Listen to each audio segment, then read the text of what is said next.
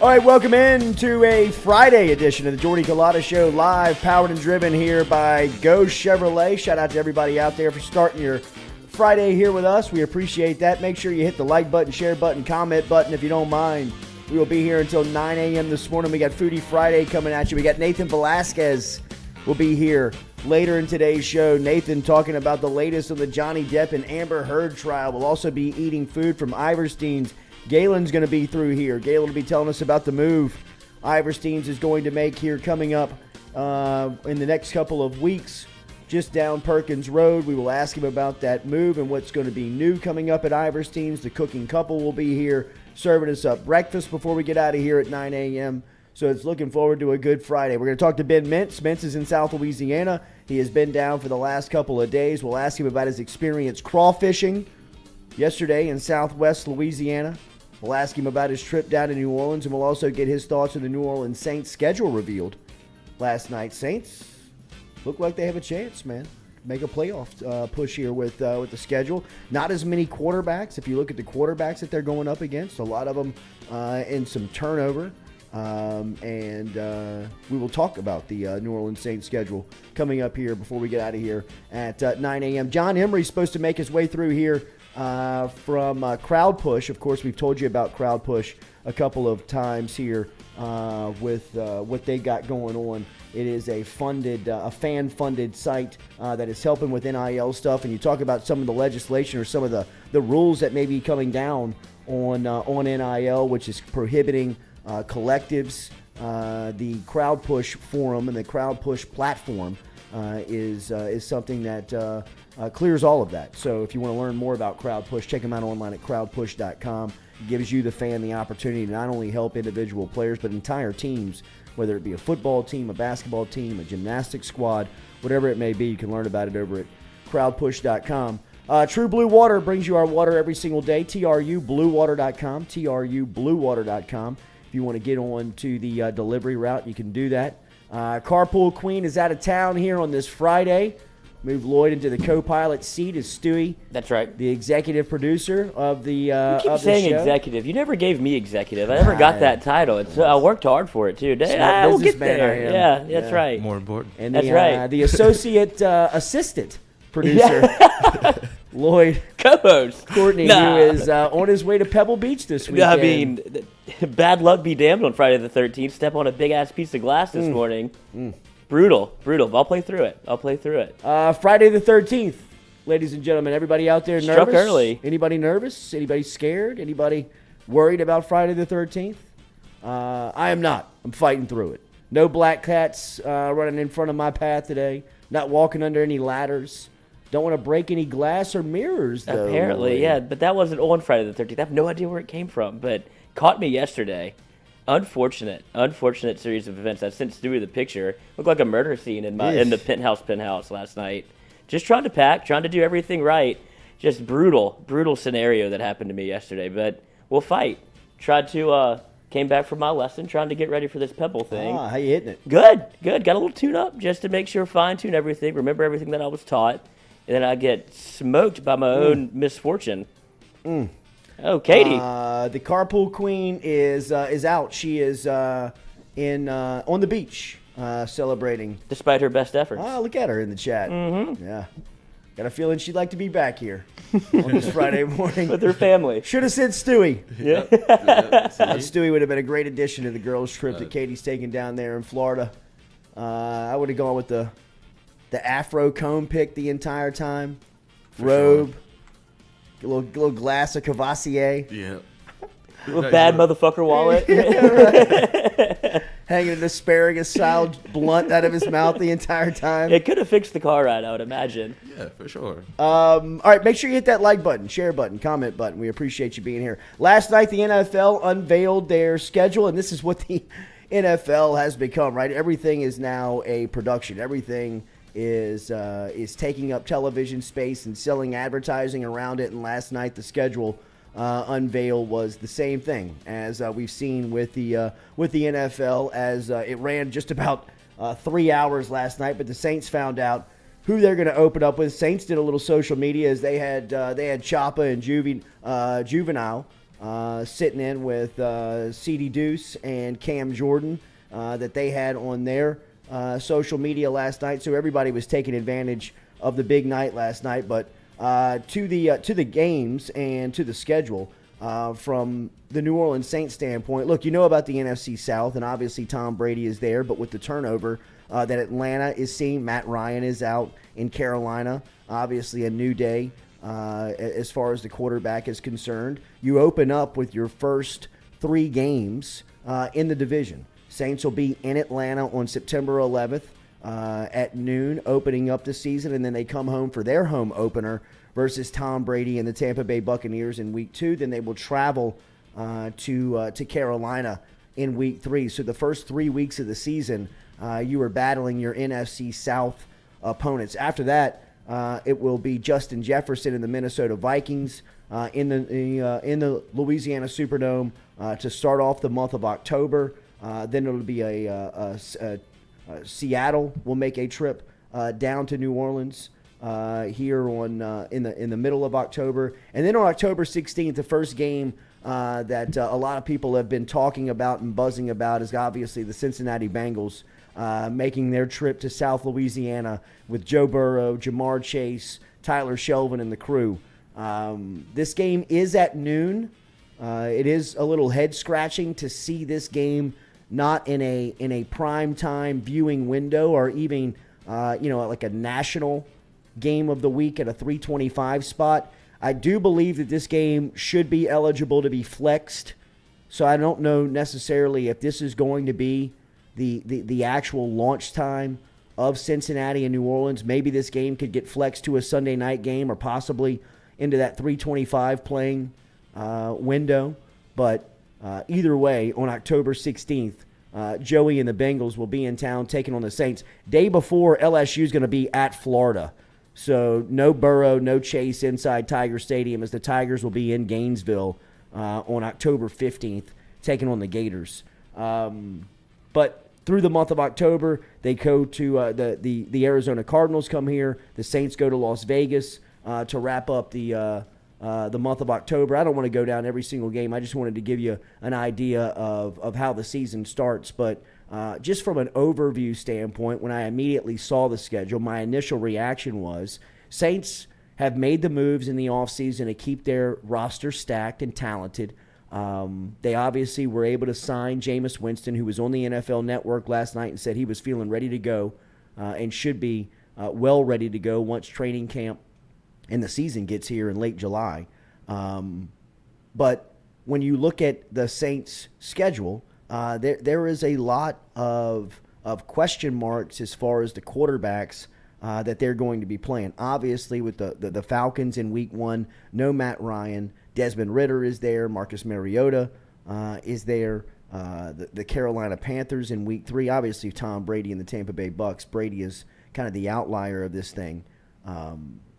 But, I mean, Minnesota's looking for a new quarterback. Seattle's looking for a new quarterback. Burrow's coming in on October 16th. He's established in Cincinnati. Arizona and Kyler Murray have an established quarterback. Derek Carr in Las Vegas, obviously. But, I mean, when you just look at the overall view of the schedule from the Saints' point of view, I feel like they can win like 12 or 13 games. Man. I was about to ask you what you think their over-under is for this year. I think 12 games. I think 12 games would be 12 and 5. 12 and 5. It's so hard not to say 12 and 4. 17 games still blows my mind. But what gives you that much confidence? The Tyrann Mathieu signing, or just the overall defensive structure? You have a new head coach coming in. You have a quarterback coming off an ACL. You have Alvin Kamara's future's up in the air. Like, you're not really sure where you can kind of, you could have to pick and choose your spots, especially early on. The safety that they just signed, Mays, is out for the first, four games or 6 games? I think it's 4. 4? So you have a lot of holes early on that you're going to have to fill, unless Alvin Kamara's thing drags out kind of like the Harris situation last year, to where it doesn't affect early on.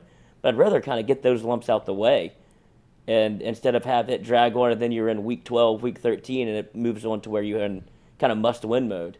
Yeah, I look like I said, I'm looking at the quarterbacks that they're playing. I'm looking at the Saints roster. I know that they do have, Deontay Harris. They'll have some things going on, like you said, with Marcus May. But I think that they're talented and well enough put together that they can navigate through that stuff. They've habitually started slow in New Orleans. They have really kind of have had that issue kind of getting off the starting block the last couple of years. So maybe with this team, maybe the same thing happens, but I think they catch a break in 2 out of the first 3 weeks in Atlanta, in Carolina. It seems like they've got the better team, and it seems like Carolina and Atlanta are going to have a lot more question marks to figure out the New Orleans early on in the season. Now, Brady and the Bucs in week 2, obviously coming into the Superdome, will be a ton of emotion and a lot of buzz around that game. But that obviously feels like one is, that feels like a game that could go either way early in the season. But I think that when you just look at the roster, when you look at the Saints, and look, they're not done making moves. They're not going out. They're not done going out and signing players. So I think that you're still seeing this roster really form up and come together, and what it's going to look like here going into training camp in July is going to be something to watch. So I believe the over and under. Have we seen the over and under? The over under is 7.5 wins. 7.5. I just looked at it. Yep. That sounds like you got to smash it. I mean, I would pound the over. 7 wins for the Saints is the over. Got to get to 8. 7.5. I'm looking at it right now. So they think that they're going to go 8-9 would be a win, would be cash a ticket. Is that what they finished last year? They finished 9-8. They finished 9-8. That's right. And missed the playoffs. And it feels like they're better this year. They missed the playoffs in week 18. Yeah, like they had. It was coming on an outcome. And it's not like I don't feel like they're going to do very much noise, like make very much noise in the playoffs. But you still always want to just get in and see what can happen. The NFC's gotten proven worse. That. I mean, like the NFC is gotten. You take Russell Wilson out of the NFC, put him in the AFC. Obviously, Minnesota's looking for their quarterback. I think that with what's going on, obviously Los Angeles is the defending Super Bowl champs, win the Rams, but they've had some turnover here in the offseason. I think that the NFC is a side of the bracket that you would much rather be on now. For a while there, the NFC obviously was dominating the league, but with the players shifting, some of the players shifting to the AFC side, I think that the NFC feels like a conference that's more open, right, than, Buffalo in the AFC. Obviously, you've got New England in the AFC. Kansas City's in the AFC. We mentioned Denver and Russell Wilson moving to the AFC. The Los Angeles Chargers and Justin Herbert feel like they are have a chance to make a run in the AFC. So it's from an NFC side. It'll be interesting to see how and who comes out of it. But the Saints, in my opinion, have as good a chance as anybody to make a playoff run. That's surprising to see only the number at 7. And we can ask Mintz about that because obviously he has a good grasp of like gambling and win totals with the Barstool Sportsbook. But I mean, you go through the first 5 games, I see 4 wins, right? Falcons, Bucks, Panthers, Vikings, Seahawks, like at least 3. So that you're almost halfway home for the win total. That's shocking. Think about that. Like 3 of the first 4 teams that they play on the schedule are looking for a quarterback, right? Or have questions about what they're going to do at quarterback. They probably have their quarterback in the facility. They haven't gotten it figured out who it's going to be. So, I mean, from the Saints standpoint, they've got some questions that they're going to need answered early on, but it sounds like from a scheduling standpoint, their opponents are going to have some much more wide-ranging questions that need to be answered rather than the Saints at least instantly in the first part of the season. So it will be interesting to see how the Saints get there. And you also have to think what's going to be the situation with Alvin Kamara. How much time is he going to be out if he misses any time at all? I'd imagine whether he is charged or not charged in Las Vegas, there's still going to be some type of outcome with the NFL player conduct rule that is in place. It doesn't necessarily have to be deemed on any type of court ruling to come up with what the punishment is going to consist of. So, when you think of what could be for Alvin Kamara, I think that you have to budget in at least, 2 to 4 games of possibly being without him at the beginning of the season. So, that's another thing that you have to factor and think about when you think about how and what the Saints' outcomes will look like. Mintz will be here at the beginning of hour 2, so we will talk to him about what he thinks from a standpoint of Saints over/under wins, and it would be. We'll talk to him about his time in South Louisiana. Remember, daily we are brought to you over here on the Jordy Culotta Show by GoFlow, GEAUX, flowiv.com, goflowiv.com. You can find those guys online. And if you're looking to make an appointment today, the best way to do that is by logging onto their website. They have and do welcome in walk-ins, but they recommend that you get an appointment today over at GoFlow, GEAUX, flowiv.com, goflowiv.com. Baton Rouge's premier medical spa specializing in hydration and IV hydration treatments with vitamin infusion. They've got memberships available, 3-month, 6-month, annual memberships. As we said, if you mention the Jordy Culotta Show, they will take a discount off for you over there at GoFlow. Just make sure and tell them that you heard it right here on the Jordy Culotta Show, and you'll receive that discount over at GoFlow, GEAUX, flowiv.com. Don't forget about the memberships that they available that they have over there at GoFlow. As we will talk more about the NFL, more about the Saints, as Ben Mintz will stop by here at some point. He'll be here at 8 o'clock this morning, and we will talk to him about anything that may be standing out from an NFL scheduling standpoint. More news out of the NFL yesterday, and I think that this is just a Hail Mary of a pitch from the Carolina Panthers. This was reported by USA Today on Thursday, stating that the Carolina Panthers are reportedly hoping to pull off a coup and trade for former New Orleans Saints head coach Sean Payton after the 22 season, per Front Office Sports' Mike McCarthy. Payton has been linked to a studio analyst job with Fox, as well as an undefined position with Amazon, and he's spoken before about wanting to try his hand at broadcasting before returning to coaching. It does make sense for bad teams like the Panthers to be interested.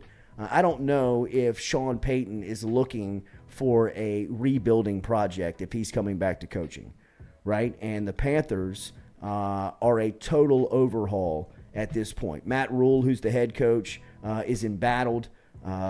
He is off battling to a himself. 10-23 start with Carolina. They have not been able to answer and get the quarterback that they need to be competitive in the NFL.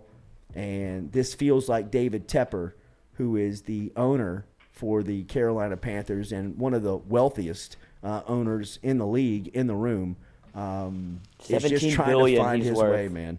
Worth $17 billion. And this is what I think that what happens when you have super rich owners that think that they can kind of buy whatever they want. They look at Sean Payton, who is probably the best coach that's on and off the market, and he is just like, if I throw enough money at him, why can't I get? That's how we got Matt Rule. That's how we got Matt Rule out of Baylor, and that's how we got Joe Brady. So this has been a solution for everything up to this point. It's like, if I just flash enough cash at him, they'll come. But Sean Payton isn't getting out the booth. If he enjoys it, what's his schedule? He gets to go to L.A.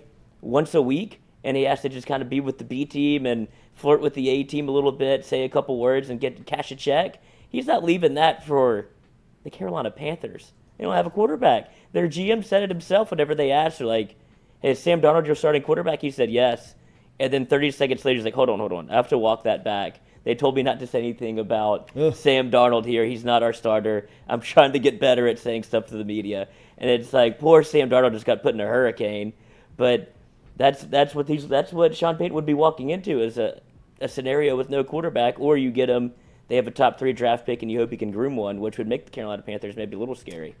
One thing that we know that Sean Payton is going to have is options.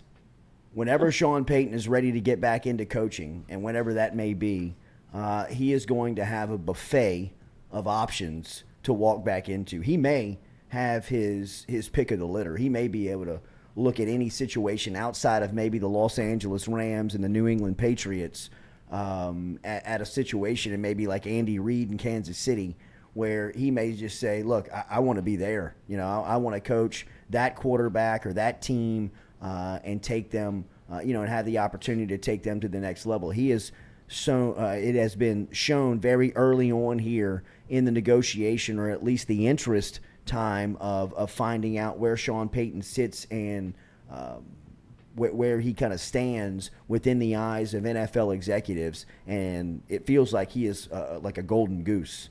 It feels like people are willing to give up just about anything they have to make a move at him. We just saw Sean McVay demand $20 million from a salary standpoint, or around about $20 million. It's not been officially reported, but some of the numbers that have been leaked out are creeping up towards $20 million standards. I believe when Payton is ready and it's time for him to come back, he will be demanding that type of number. He will be demanding that type of commitment from a team whenever he's ready to get back. I mean, you see it. I mean, Miami was ready to sell the farm. Carolina's willing to give it up. I'm imagining that Dallas behind the scenes is having some type of conversations about how they make the move to get Payton in.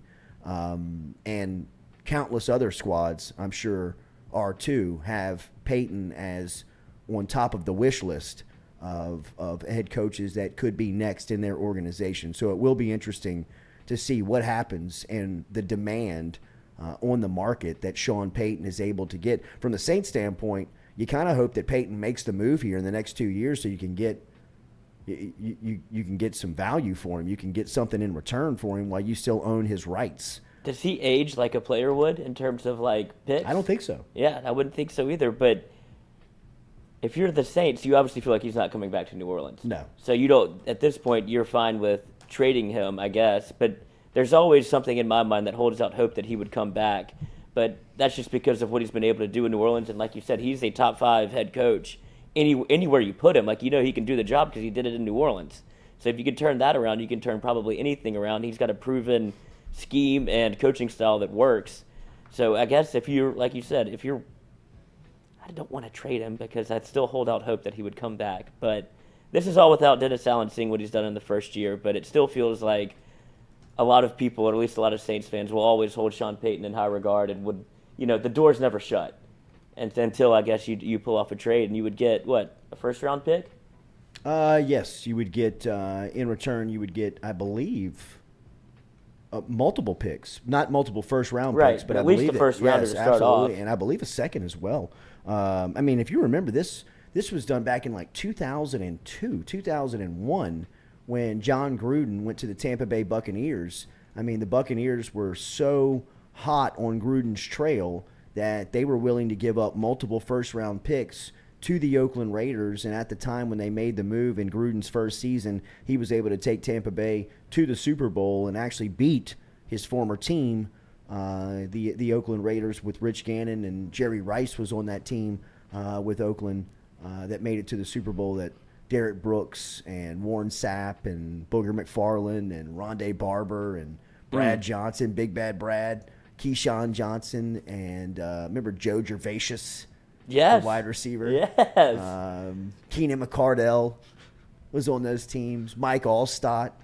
Felt terrible for Warwick Dunn. That was the year. Dunn, yeah. That was the year that Warwick Dunn was traded to Atlanta. That was Atlanta's first year with Dunn in 2002, and he had spent, I believe, 6 or 7 years with Tampa at the start of his career. Would have loved to have seen him get a Super Bowl, but he ended up being traded away to Atlanta, where he became a heroic type figure for the Falcons, but was never able to win anything of significance in the league. Obviously, when he was with Tampa, he went to a couple of NFC title games, but was never able to cross over the hump. But that Tampa team in 2002, man, that defense was so good. But Joe Gervasius, Joe Gervasius from I was gonna look it up, but I didn't. I want to say Ohio State, Oregon State. Nah, I think Penn State. Yeah, it felt like a state. But you know what Gruden got traded for? Like what do you mean, like the haul? Yeah, what the Raiders got back in return. Let me see if I can remember. This is your prime sports Yes, area. I was in my prime here. Back-to-back year first-round picks. So first-round picks in 02 and 03. It doesn't break it down like that. It just tells me two first-rounders. But not in the same draft. No. Right? So That would be hard. Yeah, okay. they didn't have two to offer. Right. First rounders in successive drafts, and then was it 2 third rounds? Second rounders. 2 second-round picks? And A third round? no, and $8 million on top of that. Wow. And the Bucks received a Super Bowl. You would trade all that for a Super Bowl, though. And John Gruden's email password. Yeah. Or Goodell. Goodell could just give it to you. Yeah. Goodell could Or just. Adam Schefter could too. Right. Mr. Editor. From the standpoint of Sean Payton and the New Orleans Saints, it'll be interesting to see how it moves here in the next couple of days as far as the next couple of months of what Sean Payton decides to do. Hunter Fournette says if Payton does not come back to New Orleans, he'll be viewed as a snake down here. I don't agree with that. I really don't. I don't think that that's true. I think that really having an NFL coach in one city for 16 years in modern day sports feels incredibly like retroactive. I mean, it feels like that is kind of the old school style of sports and the way that coaches and players would stay in one place for so long and become, such faces and parts of that community and time and city. I think in today's world, we kind of expect, we've seen LeBron play for multiple teams. We've seen Tom Brady play for multiple teams. We've seen some of the superstars of today's time, really kind of get up and move around, and we've seen player empowerment come into play. So I think 16 years of Sean Payton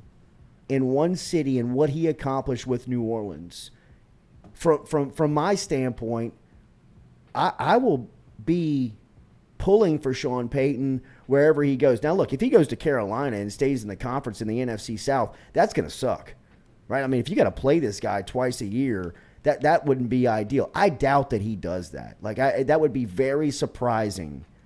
Now, I'm not saying it's impossible, but, the Miami thing, I would have loved to have seen that. I know it's crazy, and I know you want to keep him in New Orleans, and really and truly, if I would have had my way, I wish Breeze would have retired a year earlier, and Saints would have ended up with Tom Brady, and who knows what the last couple of years would have looked like. I think Sean Payton's still here. Down still in New Orleans. They're both still here, right? But look, I've been down in the city the past couple of weeks, doing some business and talking to some people down there. There was some chatter that Payton and his wife felt very uncomfortable in the city as far as the crime was concerned. These are the storylines that people are really starting to. We talked about it in recruiting. Kirby Smart, Nick Saban, Jimbo Fisher, and Billy Napier are using the crime against Louisiana recruits. That's facts. We've talked to recruits, we've talked to coaches, we've talked to people who are on the front lines of this thing, and this is a storyline that they are bringing up now in the living room. Do you want to stay here where crime is out of control? There's no policing of what's going on. And I don't know if that's the deciding factor.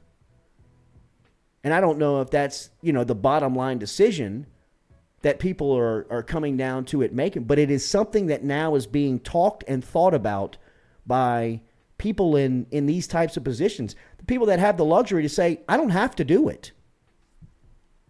I'm financially fit. I've accomplished a lot in my career. And I don't have to do this. And somebody like Sean Payton, I've talked to enough business owners in New Orleans over the last couple of weeks, and enough people who are tied to the Saints and have know Sean Payton from a not an inner circle standpoint, but know him well enough where word gets back to them of some things that they're discussing and talking about, and Payton and his wife grew weary of the crime being so right next to him, always.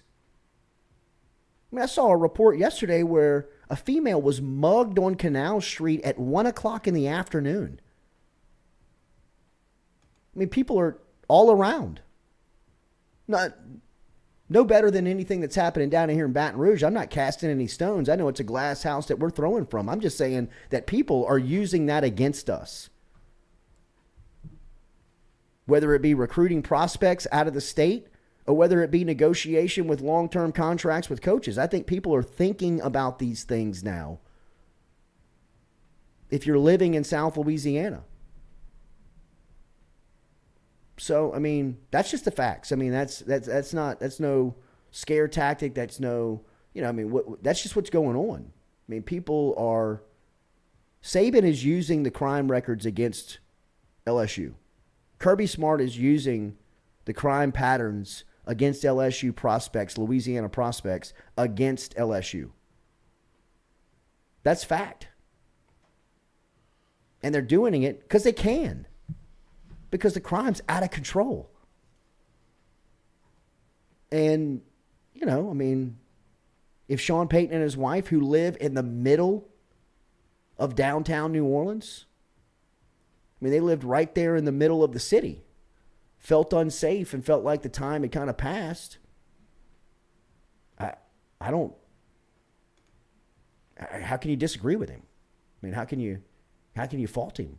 Is there crime everywhere? Yeah, there is, no doubt. I'm not saying that if Sean Payton took the LA Chargers job that he wouldn't be, in harm's way. But it seems like it is everywhere in New Orleans, Baton Rouge, and South Louisiana. I mentioned that we were at Festival International a couple of weeks back in Lafayette. And they had 7 people shot there on Saturday night at the festival. Look, it was late, but it's everywhere. It's everywhere in South Louisiana. I was talking to Sean Fox up in Monroe. It's just it's all over the state, but here in South Louisiana, it's exaggerated. It is highlighted by something that is plaguing the cities and the citizens and everybody around it. And I think, it's not far-fetched to think that was a part of the decision-making process for Sean Payton. Remember, daily here, we're brought to you by City Cafe, citycafebr.net. Great lunch day specials that they have over there. They're serving up crawfish as well. Citycafebr.net is where you can find the lunch specials. Citycafebr.net. Online is where you can find them. O'Neill and George O'Neill, been in business for over 100 years, where good friends meet.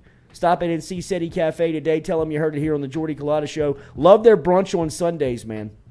Love the brunch on Sundays. It's a great spot. citycafebr.net. Char-grilled oysters, raw oysters. If you're looking for great crawfish, stop in and see Squeaky Miranda, Cody Miranda, and the crew online. citycafebr.net. Huge day for Matt McMahon. Enormous day for LSU basketball. D-Day. Today, LSU, in my opinion, could become a preseason top 25 team. And I'm not saying that they're 15 through 1.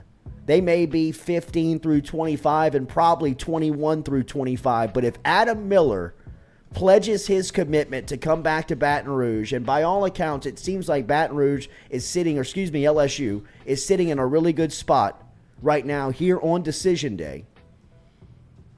It's my belief that Matt McMahon, in just a short time, what would this be, 7 weeks on the job, has turned LSU into an intramural team, from an intramural team into a top 25 college basketball team that can be competitive within the SEC.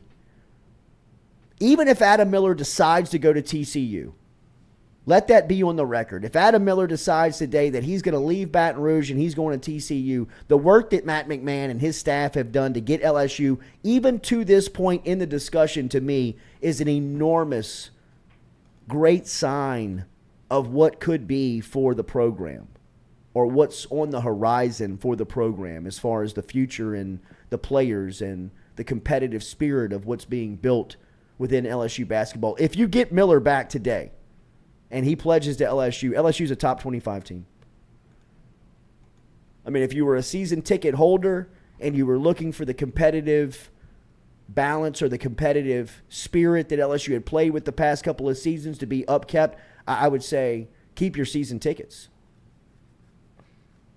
I mean, get ready for an entertaining brand of basketball if you put Miller around the guys that they've already been able to put into the boat and bring on.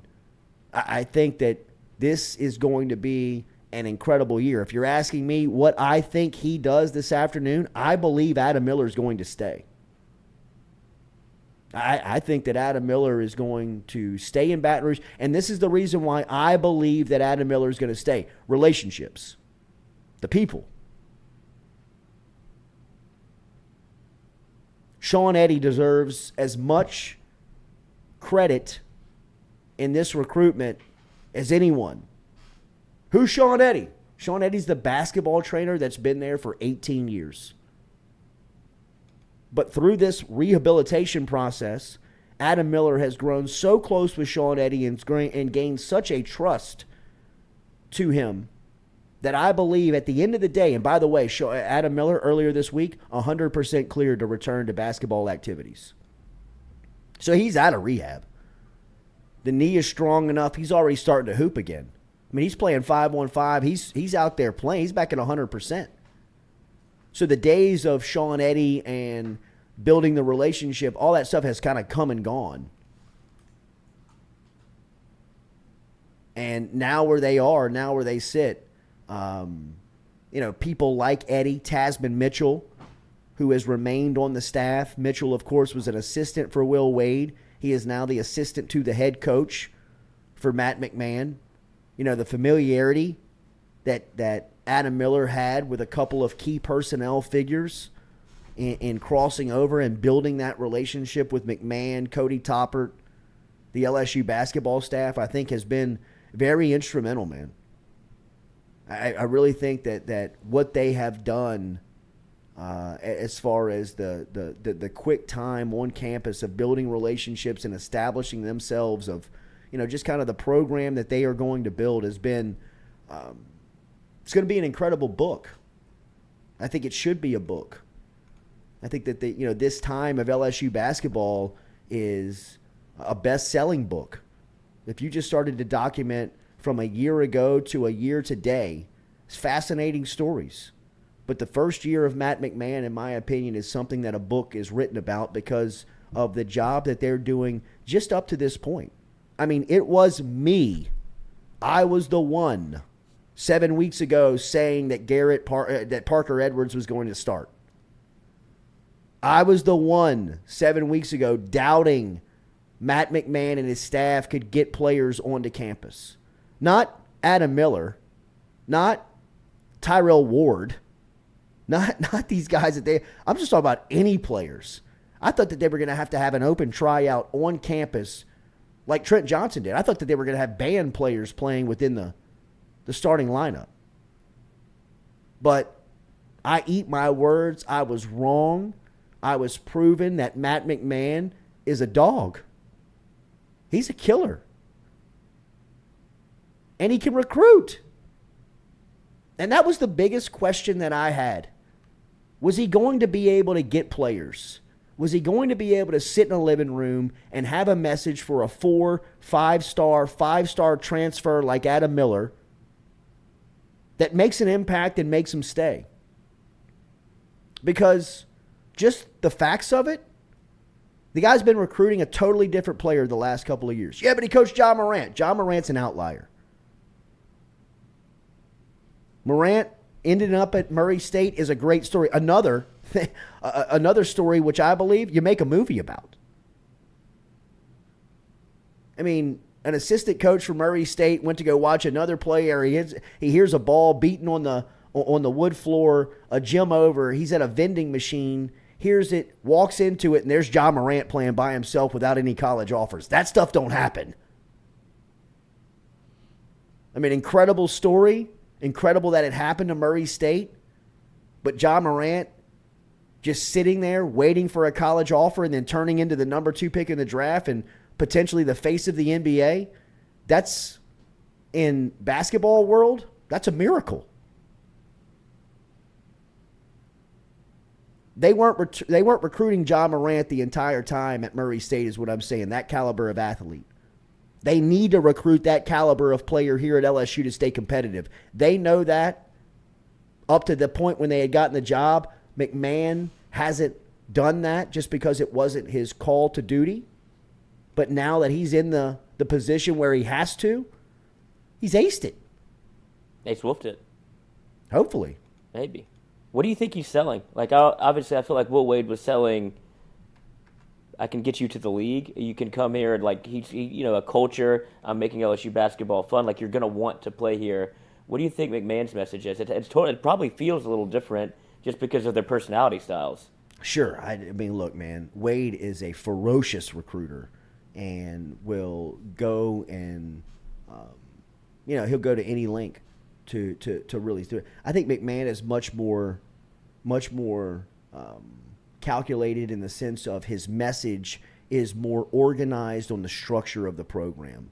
I mean, it felt very much like the way that Wade was recruiting, that it was very much a year-to-year thing with LSU basketball, right? And in college basketball, that's kind of how some of the top competitive groups are. I mean, you see Duke has steady turnover. Kentucky has steady turnover on their roster where you're totally replacing, almost your top 6 to 9 guys every year. And LSU felt like they were getting in that pattern where they were recruiting these high-end guys. And it may not have seemed like that when you get Watford and Javante and guys like that, Darius Days, to stick around like they did. But, I mean, for as much as the roster was turning over the last couple of years, every year it felt like a totally new program, totally new team. I think what McMahon is selling is a program that is sustainable, right? A lot like what Brian Kelly's tasked to do across the street. Seems a lot like what Scott Ward wants to push. Yeah. Consistency. Stability. Right. Alignment. Yeah. Family. I mean, that to me is what McMahon has in his back pocket. And I don't know this for certain, but I believe that LSU has an idea of what the future is going to look like from a penalty standpoint. They may not know for certain that, look, this is exactly when it's coming down, how it's going to come down, and this is the exact consequence. But to me, I believe that he's got some type of understanding that, hey, by sacrificing Wade and by all those administrators at the time not being around anymore, you've cut yourself some relief. You've been able to, extend not a grace period, but at least a branch, a demeanor that you're making the changes.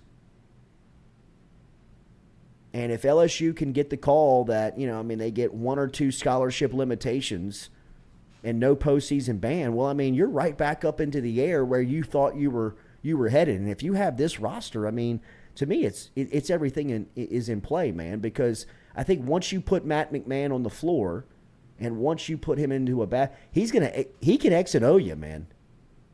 One thing that even we were pretty harsh on Wade about was the fact that he struggled within the game. I'll always see him sitting up against the scores table against Arkansas with his head on his hands, flat on his ass with his back up against the table where he's just kind of spent.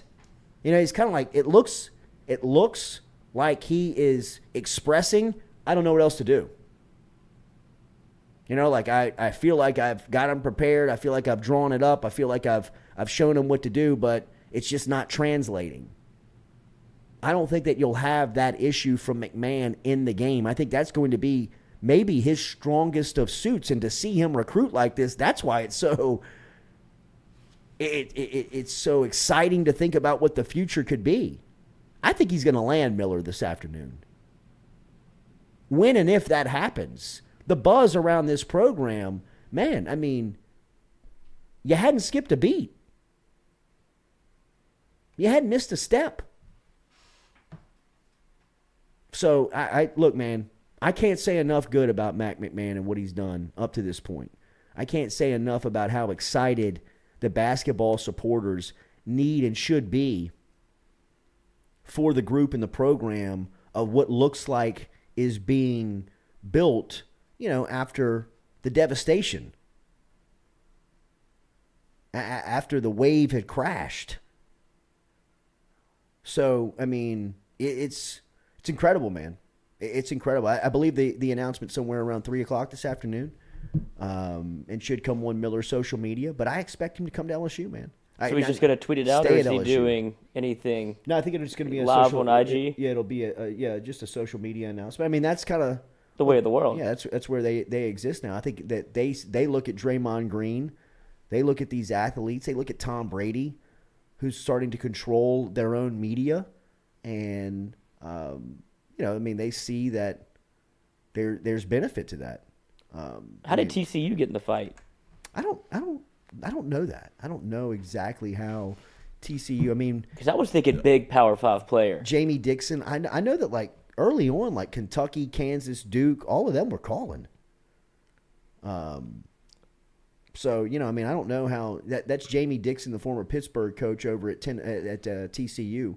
LSU actually played TCU. Yeah, that's what I was thinking. Like maybe he saw something whenever he was on campus. Maybe so. When they played TCU, and somebody got in his ear. Yeah, somebody got in his ear, give him a little. I mean, he is just a lot of money in TCU. A lot of money and he's just Texas. sitting on the bench, like a lot of time to talk, a lot of time to text. Hey, 44. Yeah, let me see if we can't get no time on the commitment, but it is today.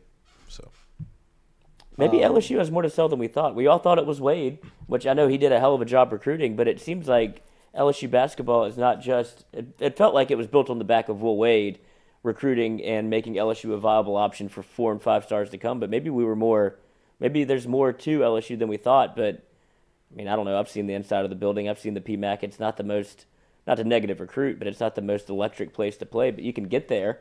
You can make it fun, but it's not – I wouldn't say it's one of the blue bloods if you have that option. Now, versus TCU, 50-50. Yeah. John Emery needs to move back an hour, so we will keep you posted on how that programming will run here with Emery today on whether or not we'll be able to get to it. But coming up on today's show, we are going to talk to Ben Mintz here coming up in 9 minutes. Mintz will be checking in from Lafayette. Mintz was chasing crawfish down in southwest Louisiana. He's been over at the Jazz Fest. He's been all over New Orleans. We will talk to him here coming up here at 8 a.m. this morning. About his latest staying down here in Louisiana. He's becoming almost the face of Barstool sports here in the Southeast. We'll ask him what's going on with that. Also in the second hour, we'll talk to Nathan Velasquez, and looking forward to our Foodie Friday segment as Galen Iverstein is going to be through here talking to us about his latest move that is coming up here. Iverstein's moving from Perkins Road, where they are now, just a little further down Perkins into the Perkins Crossing Shopping Center that's located just past Essen Lane. If you're heading towards Essen and Bluebonnet from College Drive and the Acadian Thruway area, if you're heading that way, as soon as you cross over Essen, the Perkins Crossing Shopping Center will be the new spot for Iverstein. So make sure and hang with us here into the second hour as Iversteins will be around serving us up food for our Foodie Friday segment. Hit that like button, share button, comment button if you don't mind. I was talking to Brody Miller yesterday, and Brody's got a great article over at The Athletic. And Brody's going to come into the studio with us one day next week and just kind of recap LSU spring and look towards the offseason, and we'll talk some in-depth recruiting. And when you talked about this last recruiting class, and we've talked a ton of recruiting here. Shay was here earlier this week. Yesterday we talked to Sam Spiegelman from On 3. We regularly talk to Billy Embody about recruiting. And last year, obviously, Louisiana, it was one of those years for the state where you just had a player at every position. If you were looking for an offensive lineman, you had 2 top 10 guys in Emory Jones and Will Campbell. If you were looking for a quarterback, you had the number 1 quarterback in the country. If you wanted wide receivers, there were wide receivers everywhere from Shaz Preston to Aaron Anderson, running backs, Le'Veon Moss. I mean, they had everything. They had every position that you wanted. Quincy Wiggins at defensive line. They just had them everywhere, man. Daddy Lewis at tight end. Jacoby Matthews at safety. And Brody Miller does a good job of looking at this next recruiting cycle that is kind of sneaky as talented. I mean, like, it's an incredible group if you're looking at just like some headline guys. You got the number one wide receiver in the country at Shelton Sampson Jr., who's over at Catholic High. You got two of the top quarterbacks in the country here in Baton Rouge, or at least right here in the area, with Eli Holstein over at Zachary. And then you've got Arch Manning down the road in New Orleans. Jaden Alsbury is one of the top players at his position at linebacker. He's a top 60 player in the country over at University High. And I was talking to University High's offensive coordinator yesterday, Aaron Weiss, about their spring practices. And he's like, Coach, we got 3 SEC players. That we got one NFL guy in Dylan Moses' little brother, Keelan Moses, who's out there, who's playing defensive end. Is he in 8th grade? He was a freshman last year. He's in 10th, but their freshman and sophomore class at U High, like they're back. Yes, like U High is back. I mean, they're gonna have 10 to 12 big time Division I prospects come out of those classes collectively over the next couple of years. They had to move an all-district freshman linebacker to defensive end because they got 2 linebackers in the middle that are going to play at SEC schools and possibly be NFL guys. I mean, it's incredible the talent around this recruiting class, just that we haven't talked a lot about it from a standpoint that, look, Derek Williams, the safeties down in New Iberia, he's a top 50 player. Jordan Matthews, the cornerback at Woodlawn, is a top 50 player. We talk about our big guy, Tackett Curtis, up in Manny, Louisiana, is one of the top players in the state at his position. Cowboy collar you. Curly Reed is a 4-star defensive back out of Lake Charles, who everybody in the country is coming for. Trey Holly, the top running back out of Farmerville, is a big-time recruit that everybody's coming after. So, I mean, it's Ricky Collins, the quarterback at Woodlawn. You know, I mean, guys like that, it takes us 2 or 3 minutes to get to, even during this recruiting pattern, because a lot like what last year looked like, where it was just an embarrassing rich of talent. The state is producing that once again. And a lot of those names, LSU kind of feels like they're on the outside. Like, I don't expect them to get Holstein or Manning at quarterback. Shelton Sampson right now feels like Texas A&M is way out in the lead on him. Tackett Curtis feels like he's going to Ohio State up to this point. There's a big offensive tackle up at Neville who played opposite of Will Campbell over the last couple of years, Zalance Hurd. I mean, from everybody that I've talked to, LSU sitting in a really good spot, but they're going to have to beat Alabama to get him.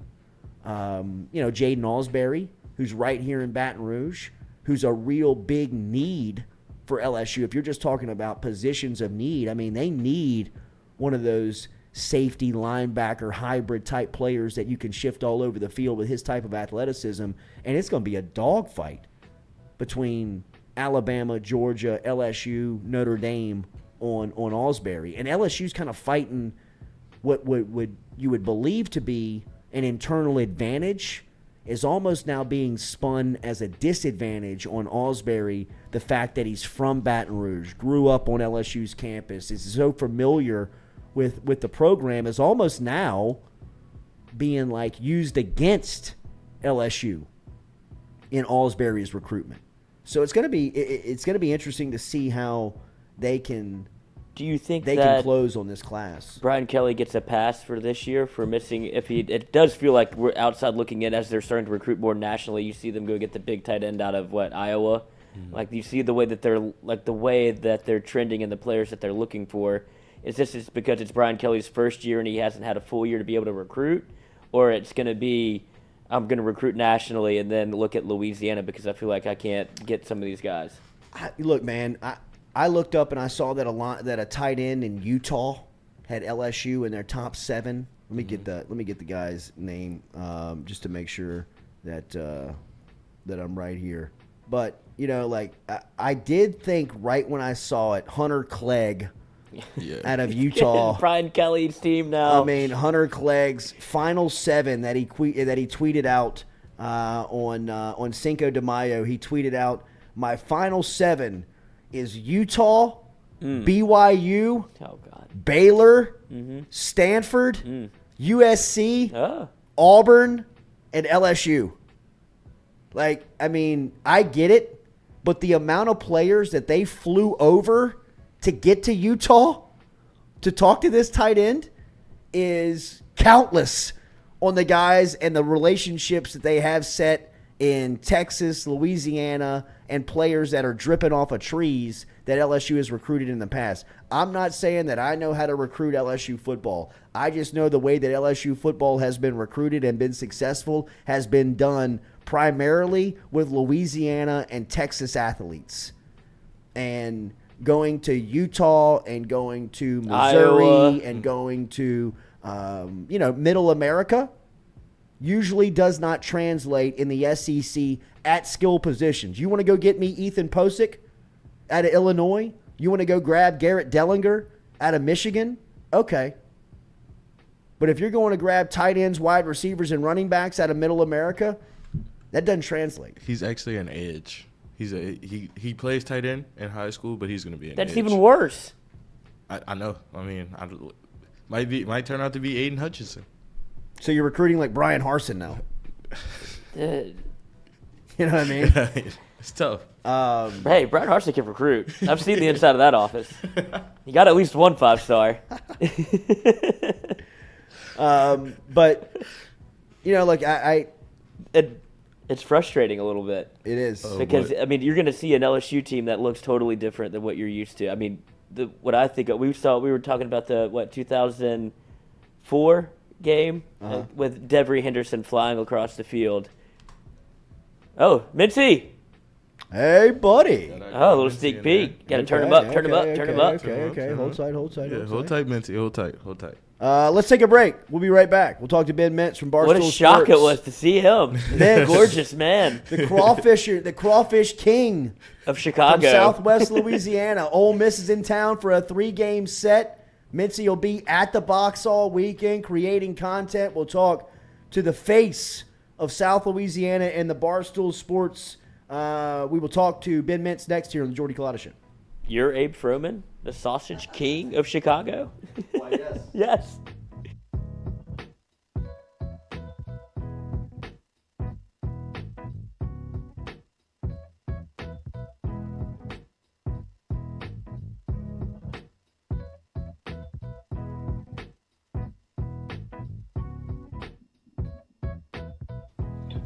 Y'all sound good to me.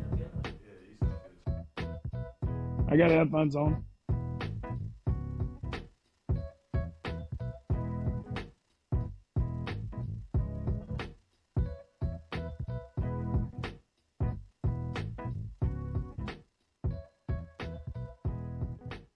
Their passion is caring for eyes. It's what they do. They've been doing it for 40 years. They've been offering the Capital Region a friendly, helpful environment with the highest level of personal care to manage your eye health and vision needs. Stop in and see their brand new office on Jefferson Highway today, where you can find them at 6859 Jefferson Highway. They also are the daily poll sponsor on the Culotta Show. And remember, if you go into Southern Eye Center of Baton Rouge and you mention the Jordy Culotta Show, you will receive 25% off of their fantastic sunglasses selection over at Southern Eye Center. Check out Dr. Ann Shaw and Southern Eye Center, the daily poll sponsor of the Jordy Culotta Show. And it was a hell of an ordeal, but Dr. Spillers and the crew from Johnsaw and Spillers made. All right, personal testimony from my trip over to Johnsaw and Spillers. Shout out to my friend Dr. Chad Spillers for taking care of me, man. I had to have my front tooth, a tooth implanted on my front tooth, and it was a hell of an ordeal, but Dr. Spillers and the crew from Johnsaw and Spillers made it as easy and seamless as possible to work with and have taken the final product, and it is absolutely beautiful. Learn more online at johnsonspillers.com. Whether you're looking for Botox or you need help in any type of dentistry, whether it is dentures, night guards, if you're looking for Invisalign, if you're interested in implant dentistry like I got, you can get in touch with Johnson and Spillers. Online, johnsonspillers.com. 2 locations, one in Gonzales, one in Baton Rouge. Easiest way to get them, online at johnsonspillers.com.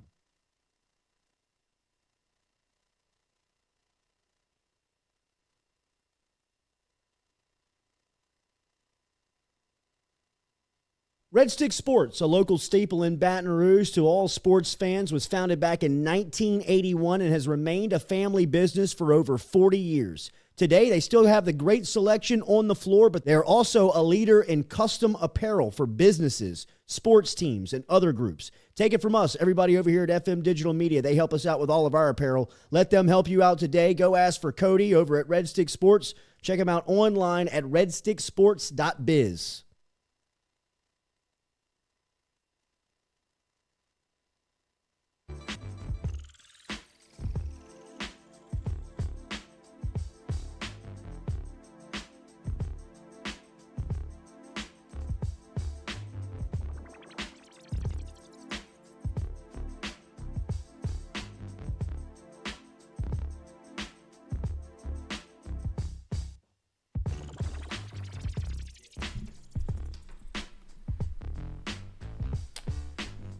All right, happy 30th birthday to the Badger, Tyrann Mathieu, celebrating a birthday here on Friday the 13th, as it should be. One of the biggest terrors in the NFL, one of the biggest terrors in LSU football history, celebrating his 30th here on Friday, May 13th. Shout out to the Badger. We appreciate him stopping by right behind us here, as you'll be seeing him now in the black and gold coming up here on his 10th NFL season. Checking in from Lafayette, Louisiana, Southwest Louisiana, after what looked like a very successful crawfishing trip. Mintzy and the girls hanging out yesterday, a part of Barstool Sports. Mintzy fastly becoming the face of Barstool down here in Louisiana and around this region. We'll be at the box this weekend with Bianco and the crew in town.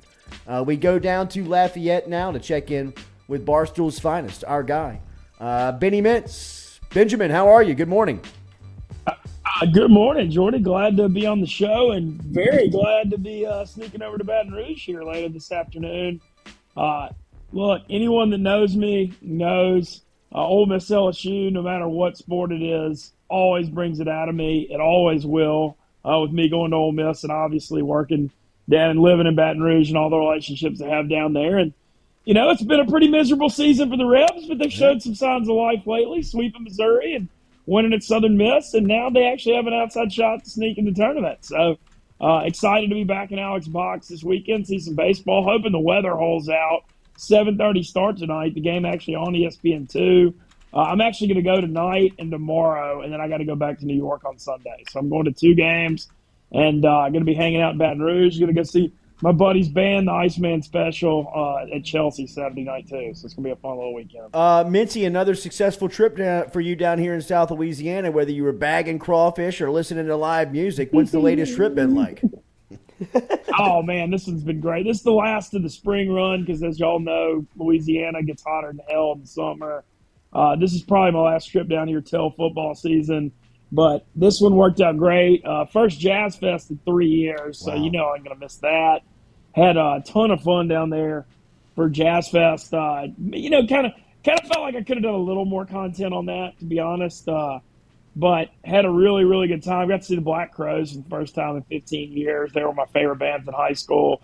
Thought the vibes, Jordy, we talked about it a lot with New Orleans this year. Thought the vibes for Jazz Fest were just a continuation of Mardi Gras, which is spectacular, and Final Four and Hogs and the Zurich and the Pels playoffs. Man, NOLA's been just on fire the last 3 months, which is great coming out of COVID. And so I had a blast there. Then I snuck over to went to the LeBaires Lake Charles. I'd never been to one of the Barstool Classics, which is kind of like a member guest golf tournament almost with stoolies. I don't know if y'all saw my stirring rendition of the national anthem on Monday, but that was phenomenal. Yeah, except for I forgot to. I was so worried about flubbing the second and third lyrics because I kept saying them backwards that I forgot to take my cap off when I sang the anthem, which was really rough. But you know, I didn't catch as much heckles about it as I should. Thought I would online, but always have a good time at that LeBaires Lake Charles. It's just such a great property. And then made it over to Lafayette and kicked it with Megan and Sydney and Kelly in Vegas and went crawfishing. And we went pond to table yesterday, went crawfishing in the pond, went and checked out at the Cayenne Crawfish Factory, and I ate about 8 pounds of crawfish at crawfish time last night. So, it's been a pretty damn good week from where I'm sitting, and looking forward to, really excited to get back to Baton Rouge today and tomorrow. And then, I'm going to head back to New York. I think I'm going to probably be in New York a good bit this next month. The weather's gotten better, and I need to, kind of try to enjoy that a little more. Looking forward to the college baseball tournament coming up in the next few weeks, and, going to be making it back to Omaha in a month. It's kind of my next big trip. So a lot of stuff going on, as always. Springtime in the city, man. It's about as good as New York can offer when the winter gets out of there. Mincy, the NFL put out their schedule last night. Saints are opening up with 3 division opponents. They will travel to Atlanta in the first week. Tampa Bay will be in the Dome in week 2. Then they'll travel to Carolina week 3. I thought when you looked at the Saints, I don't know if you had a chance to look at it, but it came out. It was. I thought it was very advantaged Saints. The over/under was 7.5. That number stood out to me. I thought it was low for New Orleans. When you hear that number and saw the schedule, what do you think? Well, so a few things. Got to start out strong, like you mentioned, with the 3 division games early. At Atlanta, then Tampa, then at Carolina. That's true. I mean, you know how the NFL is, though. You always look at the schedule and are like, oh, this is going to be really tough. This is going to be really easy. There's so much turnover year to year from teams in the NFL. However, I will say this: that stretch after Minnesota is, on paper, what is it? 8 playoff teams in 8 weeks, something like that. It's crazy. The already looking for the October 16th. Was bummed the Bengals was a Sunday noon game. Yeah, me too. I really thought that was going to be a Sunday night game on October 16th. I thought that was a little bit unfortunate. A couple of weekends that stood out to me. Halloween weekend's always insane in New Orleans. Add that to the Las Vegas Raiders fans coming in with how crazy that fan base is. Halloween weekend's going to be nuts. And then, obviously Bama LSU's November 5th. The Ravens Saints being Monday night, November 7th in New Orleans, man. That looks like the South Louisiana kind of weekend of the year on that doubleheader. I like that the Saints aren't playing Thanksgiving again this year. The Egg Bowl's always Thanksgiving night. I wasn't really enjoying the Thanksgiving thing the last few years, to be honest. So I was kind of glad they got moved off that. In Cleveland, Christmas Eve. In Philly, New Year's Day. So a couple cold weather games. But, the stretch that looks really tough, they got to play, you got Baltimore at home, at Pittsburgh, Rams at home, at Niners in a row. I mean, that's not And then Tampa easy, after that. Yeah, and then Tampa right after that part's murder. But the thing is, man, the NFL schedule, I mean, that is what it is, man. It's always going to look tough on paper. I think the key is, Jordy, you mentioned it. I mean, it's a lot of pressure on Dennis Allen and Jameis, but got to start 2-1 or 3-0 with those division games being so important. And I feel good about this team, though. I feel the exact same way y'all do about Tyrann. Happy birthday to Tyrann Mathieu, too. I can't say enough how excited I am to have him back in South Louisiana. I think this team's going to be good. I don't, how good we'll see, but I think that Tampa Bay game week 2, I mean, you really got to start out well in the division. But the defense is going to be awesome, and I got higher hopes for the offense the most. It's just, knock on wood, you got to have Mike Thomas and Kamara, and those guys stay healthy because the backups aren't great. What do you make of the addition of Mathieu to this team? I freaking can't love it enough, and the addition of him to the city is almost bigger than the team. Just getting him back in New Orleans and the leadership he provides in the community.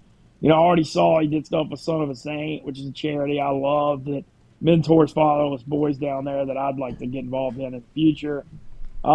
He's just such a leader on defense, but just also he's a cult hero in the city, and he inspires hope. And, I don't know anybody they really could have signed that would have fired people up that much. And look, you just mentioned it, Jordy. I know it seems like he's been around a while and certainly had a lot of injuries, but he's still only 30. I mean, I think he's got, 3 to 5 more good years left, knock on wood, if he can stay healthy. And, you look at that secondary with him and Chauncey Gardner-Johnson and Lattimore, and I like the Marcus May signing too. Yeah. I think he's underrated for the Jets. And, man, I think this defense is going to be ferocious. It's just all Jameis, can he take care of the ball, and how's the offense look without Sean Payton? But I think there's a ton to like about this team, and the man Mathieu, just the enthusiasm he brings out of New Orleans. Oh man, can you imagine when his name in starting lineups in the Dome every week? Coming out it's the just tunnel. Chill bumps. Yeah, and it's also, I know, the never-ending thing from the LSU fans. I mean, finally the Saints signed an LSU guy. It's right. always been a real weird thing. I know Will Clapp played for the Saints, but it seems like the Saints have kind of almost avoided the LSU guys for years, and I'm glad to see them go into Badger here. And it sounds like they're in the market for Jarvis. And they may bring Jarvis Landry in. I would love that too in the slot. I like Olave. I mean, I think he's just a great route runner, and you see in the NFL now how fast these. It used to be receivers. You were like third year was the year. These rookies are coming in, and obviously Justin Jefferson and Jamar Chase just set the record books on fire. But you can expect more out of rookie receivers now than you ever could. And Olave, Mike Thomas, and if you could add Landry, I mean, I'd feel better about that unit than I have in a while. Marquez Callaway's not a bad number 3. The problem with him was he wasn't a number 1. And Deontay Hardy, keep in mind, great. He's a playmaker, but, I mean, he still only played at Assumption College a few years ago. He's still learning it. Can Taysom Hill transition to tight end? And can he get back from that Lewis Frank injury, which is like a 9-month foot injury? But you know what? It's a hell of a lot better than what we saw out there last year when, that receiving core was basically felt like a junior college unit. So, lots of reason for hope and optimism. Can't wait to see what the Superdome's like. And, kind of yesterday's such an exciting day when that schedule comes out because I know y'all are the same. You start kind of planning your fall plans around, the LSU home games and the Saints home games. And, it's just exciting to think about. You mentioned the struggles of Ole Miss baseball and Bianco here with a very talented squad. What has been your viewpoint of college baseball this season up to this point? Is last year you were really waving the flag for Barstool and really putting it on the map. Yeah, we're about to crank that up real big, like 6 weeks through Omaha. You're going to see a lot more of it. I mean, I have been making picks, but maybe not going quite as hard as I did last year, which is, honestly, it's been busy, but that's not an excuse. A lot more is coming. The Ole Miss thing, I just think it's time for a change. 22 years is long. We'll give them credit for playing better lately, but Missouri stinks, so I don't know that really sweeping them at home means too much. The one thing on Ole Miss that has emerged, though, is they found a couple starting pitchers finally. DeLucia, who's pitching on Friday, is pitching well, and then Elliott, the lefty, out of Tupelo, the freshman's pitching good. And so, you're only as good as your starting pitchers in the SEC, and now that it seems like they might have found a couple, they're competing a little better. Still love Tim Elko and the career he's had. Jacob Gonzalez at shortstop is an All-American. Hayden Dunhurst is a great catcher. There is talent on this team. You mentioned it, but they're 10-14 right now overall in the SEC.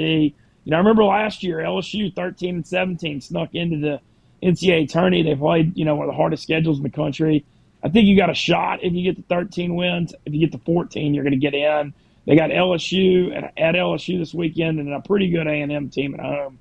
So I think, you got to hope to win go 4-2 to make it. I still think it's time for a change with Bianco, whether they make the NCAA tournament or not. But always going to support Ole Miss. Really would like to see them get in the NCAA tourney. And, I got to sugarcoat it. Ole Miss LSU games mean a lot more to me than any other matchup ever. And, I have a lot of just awesome relationships in Baton Rouge, and y'all are part of that. But not going to lie, Ole Miss is always an underdog against LSU in almost every sport. And so when Ole Miss beats LSU, it always it gets me pretty fired up. So I hope to see Ole Miss try to come in here and take 2 out of 3 in the box. We shall see. LSU's playing pretty well right now too, though. So I think it should be a entertaining series. How's the atmosphere been at the box lately? Should be pretty good this weekend. Well, you know how it is, man. Once the calendar changes to May down here and the sun starts to shine, the heat starts to come out, the ball starts to fly out the yard, people turn into to psycho baseball fans. So I'd imagine that it'll be jammed up this weekend at the box. What have you made of Jay? I don't know how much you paid attention to LSU, but Jay Johnson here in year 1, it feels like he's starting to really kind of figure out the lay of the land with the SEC. Yeah, and I think just the thing is his coaching style and Paul Maneri's could not be more of a 180. Jay Johnson's like analytics and, what a big transition year it is. And obviously he's got a ton of talent. Dylan Cruz and Barry and those guys, you've got All-Americans. But, obviously the pitching staff's been in flux a little bit. They've had some injuries. I think he's done a good job. I know there was a lot of heat early because they were making so many errors, but this was never going to be, you can't just show up and win 23 SEC games in a year. I think he's doing a good job, and then he's recruiting extremely well. I think the arrow's pointing up for LSU. And, I've kind of been surprised in a way. LSU fans are so intense, but I think people were so ready for a change in Maneri that people are giving Jay Johnson a little letting him do his thing and not really getting him too much heat in year one. I think he's doing a solid job. They got a shot at hosting a regional. If they ended up top 16 hosting a regional in year one, I think that would be incredibly successful. So I think he's doing good, and the arrow for the future is bright for LSU baseball. Benny Mintz, what's the day look like? How and when do you get to Baton Rouge? So I'm waiting to hear. We may be going catfish fishing this morning. What is that? You put the. You're putting your hand down there, dude. That's the bare hand fishing in like the water in the bayou, and it swims right in there. Like you put the bait in, and you put the hooks in, and they swim into it, and you have to pick it up. Sometimes you pull up an alligator though. Jesus, Mincy. South Louisiana. I didn't realize what I was signing up for. Yeah, bro. Get ready. We'll see. I'm waiting to hear if we're still doing that or not. Then I was shooting to get over to Baton Rouge in the afternoon. That 7:30 late start's kind of nice tonight. The game's Saturday and Sunday afternoon. So, knock on wood, I saw there should be, obviously it's May in Louisiana. It's going to rain in the afternoon. It's part of it. But I saw there's a good chance for rain today. So I'm hoping the rain will hold off and we get some baseball at the box tonight. I'm looking forward to getting back in there. I think the atmosphere should be great. What was your experience like crawfishing down in Southwest Louisiana? Man, it was a lot of fun. It was cool because, usually my experience with crawfish is just eating a lot of them. Sure. And so, you kind of gain more respect for the food when you see the whole process. But, we went out in the pond and he had all his trap set, and that was cool. That was really fun. And I know how big business crawfish is in South Louisiana, but this factory we went to yesterday, they're getting out 5,000 sacks of crawfish a day. That's 150,000 pounds. Damn. That's crazy, man. That's just wild. And they were showing all the how everything worked, and that blew me away. They had like a full room of 100 or 200 Mexican ladies just doing nothing but peeling crawfish. I was just like, wow, that's crazy. You think are they going? So, is it? I Love Lucy style. You pop a couple in, peel a couple. Isn't that the move? Yeah. Yeah, they were just peeling them, and I just couldn't believe what I saw, how big the operation was. So I thought it was just a really fun overall day and great kicking it with Megan and Sydney and Kelly, and I don't know about y'all, but my Twitter feed seemed pretty damn hot yesterday, so I was enjoying every bit of that for sure. People were loving it, and I've had so much fun coming to Louisiana all year, and like I said, this is probably the last trip till football season, so I'm trying to make the most of it. We will see you today, Mincy. Have a safe trip home. Yeah, hope to see y'all at the box tonight. Thank y'all for having me on the Culotta Show. Always glad to support it. There's Benny Mintz from Barstool checking in this morning from Southwest Louisiana. He will be in today as LSU is playing against Ole Miss this weekend for a 3-game set at the box. That conversation brought to you by our friends over at Johnson & Spillers. Stop in and see our dentist over at Johnson & Spillers. Couple of locations, including in Gonzales and in Baton Rouge. If you're looking for a teeth cleaning, if you're looking for any type of tooth adjustment, if you're looking for anything done as far as general dentistry is concerned, stop in and see our friends over at Johnson & Spillers. JohnsonSpillers.com.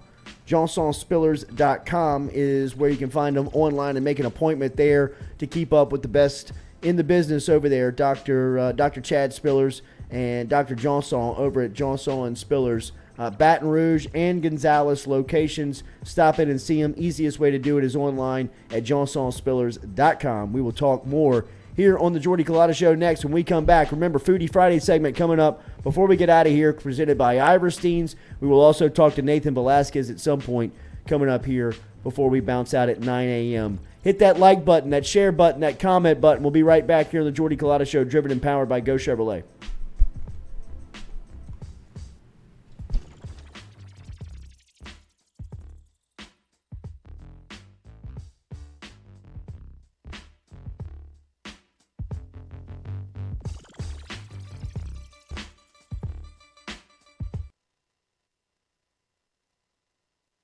Red Stick Sports, a local staple in Baton Rouge to all sports fans, was founded back in 1981 and has remained a family business for over 40 years. Today, they still have the great selection on the floor, but they're also a leader in custom apparel for businesses, sports teams, and other groups. Take it from us, everybody over here at FM Digital Media. They help us out with all of our apparel. Let them help you out today. Go ask for Cody over at Red Stick Sports. Check him out online at redsticksports.biz.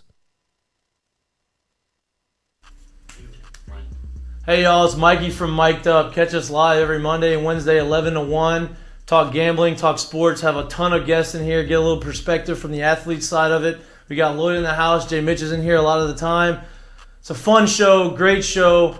Please like, subscribe, share with your friends. If you don't like it, it's fine. Make fun of us, it's okay. Just get us out there, share us out there. We're having fun, we want to share our fun with you. Like I said, Mic'd Up, brought to you by Sterling Automotive.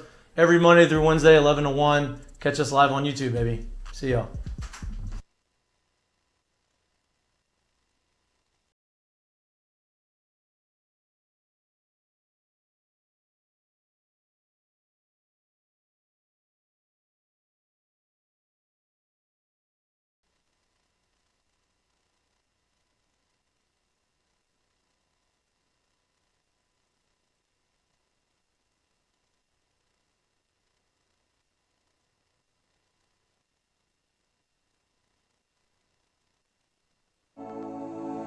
Looking to book a dumpster but no idea how?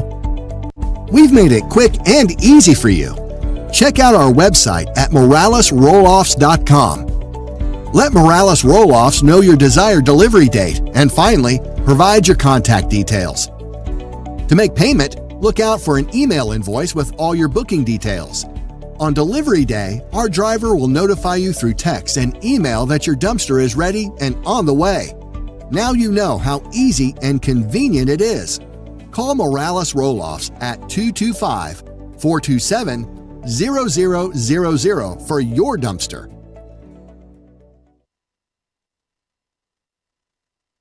Southern Eye Centers, located at 6859 Jefferson Highway right here in Baton Rouge, has been serving your eyes for over 40 years in the capital region. They offer friendly service in a helpful environment with the highest level of personal care to manage your eye health and vision needs. If you want more information, log online to southerneyecenters.com. That is southerneyecenters.com. Stop in and check out their beautiful office located on Jefferson Highway right here in the capital city. And remember, each time you walk in there and you mention the Jordy Culotta Show, Dr. Ann Shaw and Southern Eye Centers will take 25% off of their fantastic selection of sunglasses. All you got to do is mention the Jordy Culotta Show. Check them out. southerneyecenters.com and located at 6859 Jefferson Highway.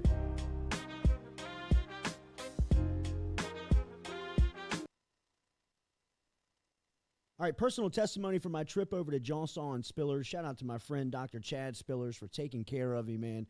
I had to have my front tooth, a tooth implanted on my front tooth, and it was a hell of an ordeal, but Dr. Spillers and the crew from Johnson and Spillers made it as easy and seamless as possible to work with and have taken the final product, and it is absolutely beautiful. Learn more online at johnsonspillers.com. Whether you're looking for Botox or you need help in any type of dentistry, whether it is dentures, night guards, if you're looking for Invisalign, if you're interested in implant dentistry like I got, you can get in touch with Johnson and Spillers. Online, johnsonspillers.com. 2 locations, one in Gonzales, one in Baton Rouge. Easiest way to get them, online at johnsonspillers.com.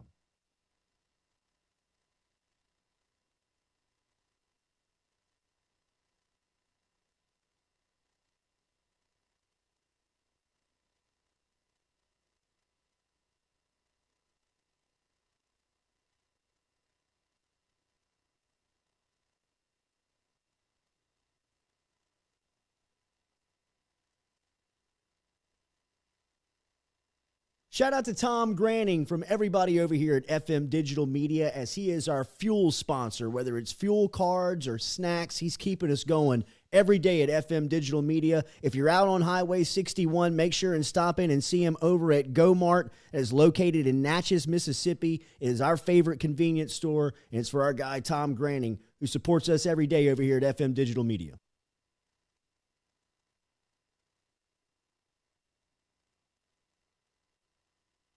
The Jordy Culotta Show is brought to you daily by Morales Roll-Offs. Morales Roll-Offs provides dumpster rentals for residential and commercial needs in Baton Rouge and surrounding areas. Morales has roll-off dumpsters ranging from 10 yards to 40 yards to accommodate all of your disposal needs. Search online, moralesrolloffs.com.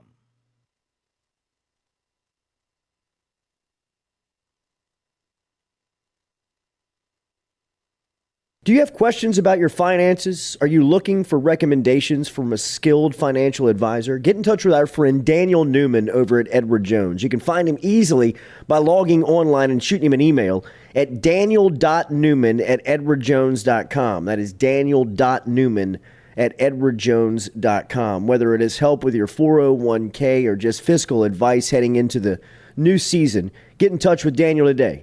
Best way to do it? Email him, daniel.newman@edwardjones.com. He's our experienced financial advisor. Let him be yours, daniel.newman@edwardjones.com.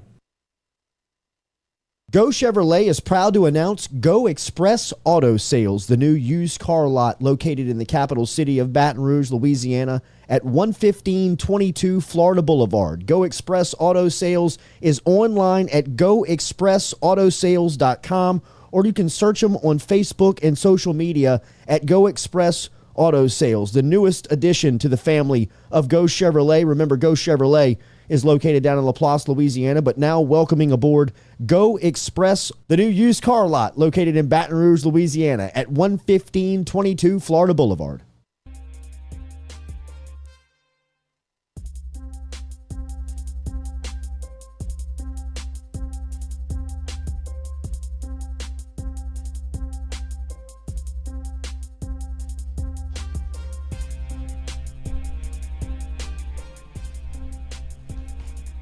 Ooh. All right, welcome back here to a Friday edition of the Jordy Culotta Show, driven and powered by Go Chevrolet. Make sure and check out our friends over at GEAUXChevrolet.com. Miami last night closed out Philadelphia as the 76ers season comes to an end. Miami moving on to the Eastern Conference Finals for the third straight year. I mean, Coach Spoelstra, bro. Beast. And the other side, we had Phoenix and Dallas. Dallas extended that series until a Game 6, as last night Luka and the Mavs were able to capitalize on Phoenix and win that game. Game 7, huh? Yeah, excuse me. I'm sorry. Yeah. That's Game 7 will originate from Phoenix. Jimmy Butler coming off the court. It's like, oh, Tobias Harris over me? And Philly just can't get it right, man. Then they don't know what they're gonna do with Doc Rivers, but Jimmy Butler has been on a mission. Yes. And he's getting paid to do it, but it feels like he wears himself out in these playoffs. And when he gets to like the end of his run, I mean, you saw the famous picture of him where he was just straight up gassed, in the bubble. So it'll be interesting to see what the Heat can do. But they have a great defensive front line, and they are making a run, man. Nathan Velasquez is the 5-Minute Critic. Remember, you can find him on YouTube. You can find him on all social media at 5-Minute Critic, and every Friday right here on the Jordy Culotta Show. It is springtime in New York City. It's a great time of the year to be up in the Northeast right now as Nathan Velasquez checks in from the Big Apple here on this Friday morning. Nate, how are you? Good morning.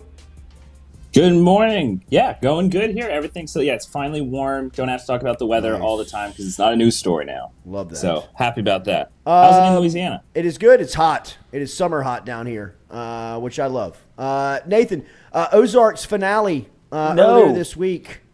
Oh, rude it. Take it off. No, Take no, it no. off. I don't want the review. No but spoilers. No spoilers. No spoilers. Yeah, absolutely. Did you see it? I have not seen it yet. I have seen it, Nate. Okay. We've got one of three in the room here have seen it. Nathan, is everyone in the room on Ozark? Like, is everyone watching it? Is there anyone that's like, I don't do that show. I don't watch it. Like, no, I think everybody's in. Everyone watching? Everybody's in. Everybody's in. So yeah, no spoilers. And if you went on go ahead. The reviews were bad, right? The reviews are not good. Most people are saying, and if you want like a spoiler review of everything that happened and why it doesn't work, I agree that I don't think it works that well. I've got that on the 5-Minute Critic channel. But yeah, most people are saying the last season doesn't really connect with what all of these characters have been setting up through all of these seasons. It just feels very rushed. And they had, COVID came in. This was one of those deals where they were still writing it throughout the pandemic. So it was like, you guys had more time than you were supposed to have. What happened? How does this whole thing feel rushed? And in particular, again, no spoilers, obviously, I think that in particular, the Ruth character, I don't think they stayed true to that character at all. The way that story reaches its conclusion, I just don't. It was kind of like, really, is this what we're doing here? And then kind of how that branches off from everything else. It's like, this doesn't feel like the same show. It feels like you guys You were staying up late, you were partying, you crammed for the exam, and then you showed up, and it feels like you're half-assing it. And it's disappointing. It's disappointing. I think I might actually be off on Netflix. I might try and pocket some money, maybe just go towards HBO Max. Netflix just doesn't have anything right now that I'm that excited about. Like, after Ozark, what is there? It's a good question, Nathan. You know what I started last night, which seems like it's going to be great, is The Offer on Paramount, which is the backstory on how The Godfather was made. And I am 2 episodes in to the first season of the series. And right now, I believe there's only 5 episodes that have been produced and out on HBO Max. But 2 episodes into the series, I can't put it down. It is phenomenal television. And just the storytelling, the acting is phenomenal. I was really worried seeing the trailers for that. I mean, I love The Godfather. 1 and 2 are absolutely incredible. I even like the 3rd one. I think it's a lot of fun. I was worried seeing the trailer to that. Is this going to ruin the behind-the-scenes feeling? Like, if it comes off as cheesy, then I don't want to watch something that's going to make The Godfather feel cheesy. Is it like a cash grab? So I've been nervous to check it out, but I mean, no, I'm definitely going to check it out. You're the 3rd person I've heard say, stop it, you got to watch it. It's really good. So, yeah, Miles Teller, I'm going to check it out. Miles Teller is a phenomenal frontman as an actor. And Miles Teller's doing great. He's kind of really set the standard for the series. I think it's phenomenal television, and the storytelling, the backstory on it is great. Even though, Nathan, there has been now some conversation on stuff coming out of Hollywood. Winning Time is documenting the Showtime Lakers from the early 80s that's gotten some really good reviews, but the people that are a part of it have talked about how dramatic it is, how some of the storylines that they're telling within the series are not exactly how it went or not anything at all how it went. I'm wondering, as I'm watching The Offer, how much this historical storytelling is on point to the facts and how it went. How much concern is that from somebody in Hollywood who is telling a story that does have real life in it, have to portray that on screen? What is the responsibility of a producer, writer, director in that sense from your point of view? I think it is, because it's a good question, comes up a lot in war movies in particular. What is the line between the license you're supposed to take from any story and then actually staying true to actually what happened? Now, I am not as familiar with the Lakers story, so I can't speak to exactly what did and did not happen and what's kind of known as inaccurate. So they said, what we're going to do is we're going to make the factually accurate version of what really happened. Nobody watched. And then it came out, and I mean, right. No one watched this. Like, it doesn't really matter. Like, it doesn't. We're not here to do, like, some people I'm sure are going to follow along and they'll be like, that it's a travesty what they're doing. The story's incorrect. It's wrong. You can't do that. But I mean, how big is the crowd that's saying that, and how animated are they? How upset are they? If that crowd is big enough and they become animated enough, then they could actually push back. I mean, an example of that was Once Upon a Time in Hollywood with Bruce Lee. The way that Tarantino portrayed Bruce Lee, a ton of people were pissed off. And this isn't even like, I mean, his family was to some respect, but even people that are just in the martial arts community were like, this is not Bruce Lee. You are, you're slandering the guy, and you're slandering a legend, and you're doing it in a way that I think you're just trying to get a joke. And and then Tarantino came out and said he's got his own beef. But that's one where it is kind of like, okay, it might not actually be entertaining enough to push back on everyone that's saying, no, you're wrong. So we might need to see, is Winning Time, is it at the end? Has it finished its first season? It just finished its first season on Sunday night. And really, okay, so we'll see. The loudest detractors on it are actually like the characters, like Magic Johnson and Kareem Abdul-Jabbar, people that were in it, or the loudest. And I think it feels like they're pissed because they have portrayed them almost spot on, right? Like, I mean, like it's almost too factual. From your perspective, you would say they don't have a point? They're actually like, guys, the show does a good job. I do, because I read the book. I read the book Showtime by Jeff Pearlman, and this is what the series is based off of. And I mean, there is a little bit of, like, when Spencer, one of the players, gets cut in the middle of the year, and in the movie or in the series, he puts a hit out on the entire team. Because it was like he was voted off by the team, but in actuality, the head coach at the time just told him, that he was going to remove him from the team. But Spencer Haywood did at the time in the early 80s want to put a hit out on the head coach. He called a Detroit gangster, and in the book it kind of details it. And, I mean, even like Jerry West, he was talking about was breaking golf clubs and golf rounds on players and guys that they couldn't get. And West wants to come out and sue Adam McKay and take it all the way to the Supreme Court for slander. Yeah, I mean, it's like, that's right. That's the story. I heard that story. Jerry West coming out saying we're taking it all the way to the Supreme Court. It's like, okay, we'll see what happens here, man. Like, and if you watch, like whatever they're doing might be right. If you watch Winning Time, that would be almost like on exactly brand what he to would his say. character. Like, I'm suing your ass and taking you to the Supreme Court is a line that you would expect to hear Jerry West blurt out during Winning Time.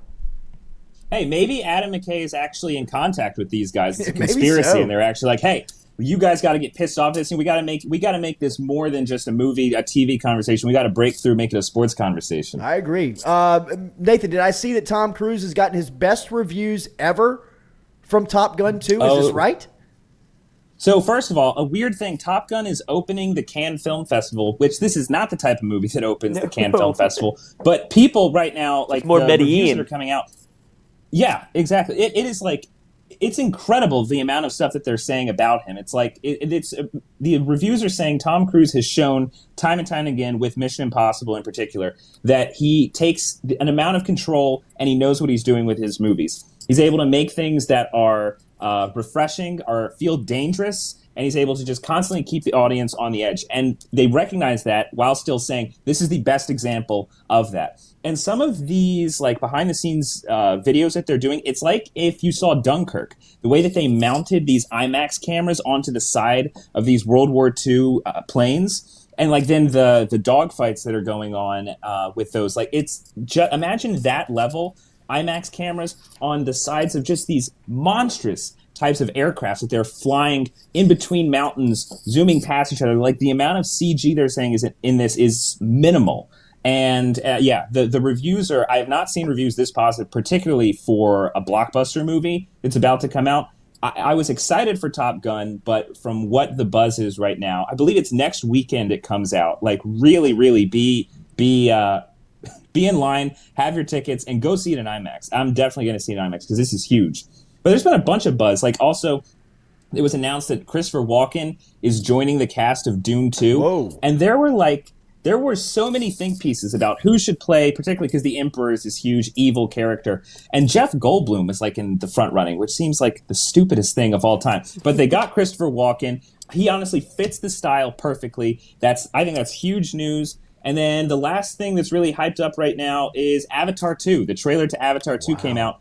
And that's one, I don't know what it is. I remember seeing it when it came out in 2009. It looked really cool. I'd honestly like to hear y'all's opinion on this. I can't get that hyped up for Avatar 2. It's just, it doesn't move the needle for me. What's going to be different from Avatar 1? It looked the exact same, but is what the graphics are going to be better? The plot does not move the needle at all.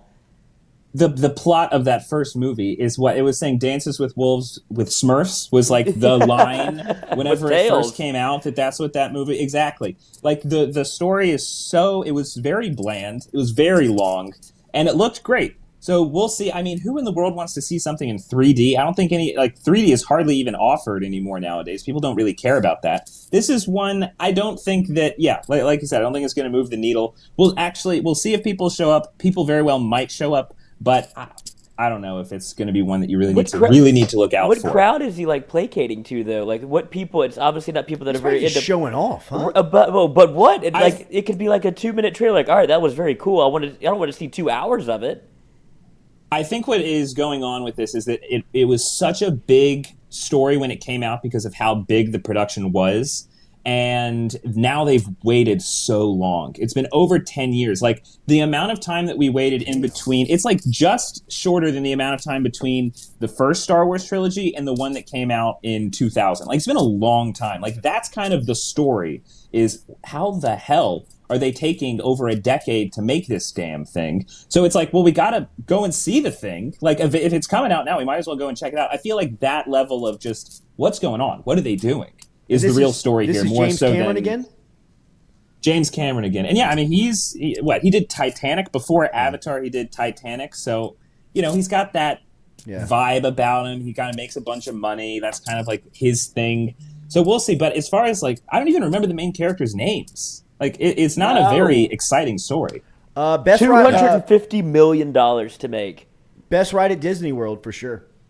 Oh, really? I never went on that one. It's a great one. It's a great one. Did you get to connect your tail to anybody? I mean, it just feels like as if, I mean, it's very 3D. The water splashes you. Like when it's like 4D. It's crazy, bro. It's nuts. Nathan, have you caught up on the latest on Depp Heard trial? We think that Amber Heard's doing tutors on the witness stand, which is a very bold move in her play. Bump. I even tried that. I got like, I was like, whenever I had to sneeze. It's New York City, the city that never sleeps. 5-minute critic. Runs the 1 minute mile. Yeah, pulled over by the cops, and I'm just like, hold on. Let me just take a second. Amber Heard experiment here, sir. Does anyone do that? I've tried to find like anyone that comments on any of these videos, kind of like, hey, you're being a dick. That's how some people blow their nose like that. And it's like, I don't think people do. I don't think anyone does. I've never seen that before.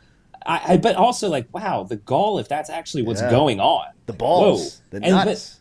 It gives credence to the hide in plain sight. You could do it. It's like, there's no way they're doing that. It's like, absolutely I am. Would have been great if they stopped and was like, whoa, man. Was that? What did you just do? What was that? Would you mind emptying your pockets? Can you expose that Kleenex, please? That was Johnny's time to shine. It's like, I've seen that move a million times. What's going on with this trial? Depp is continuing to win, right? In Hollywood, he's continuing to win the PR battle here.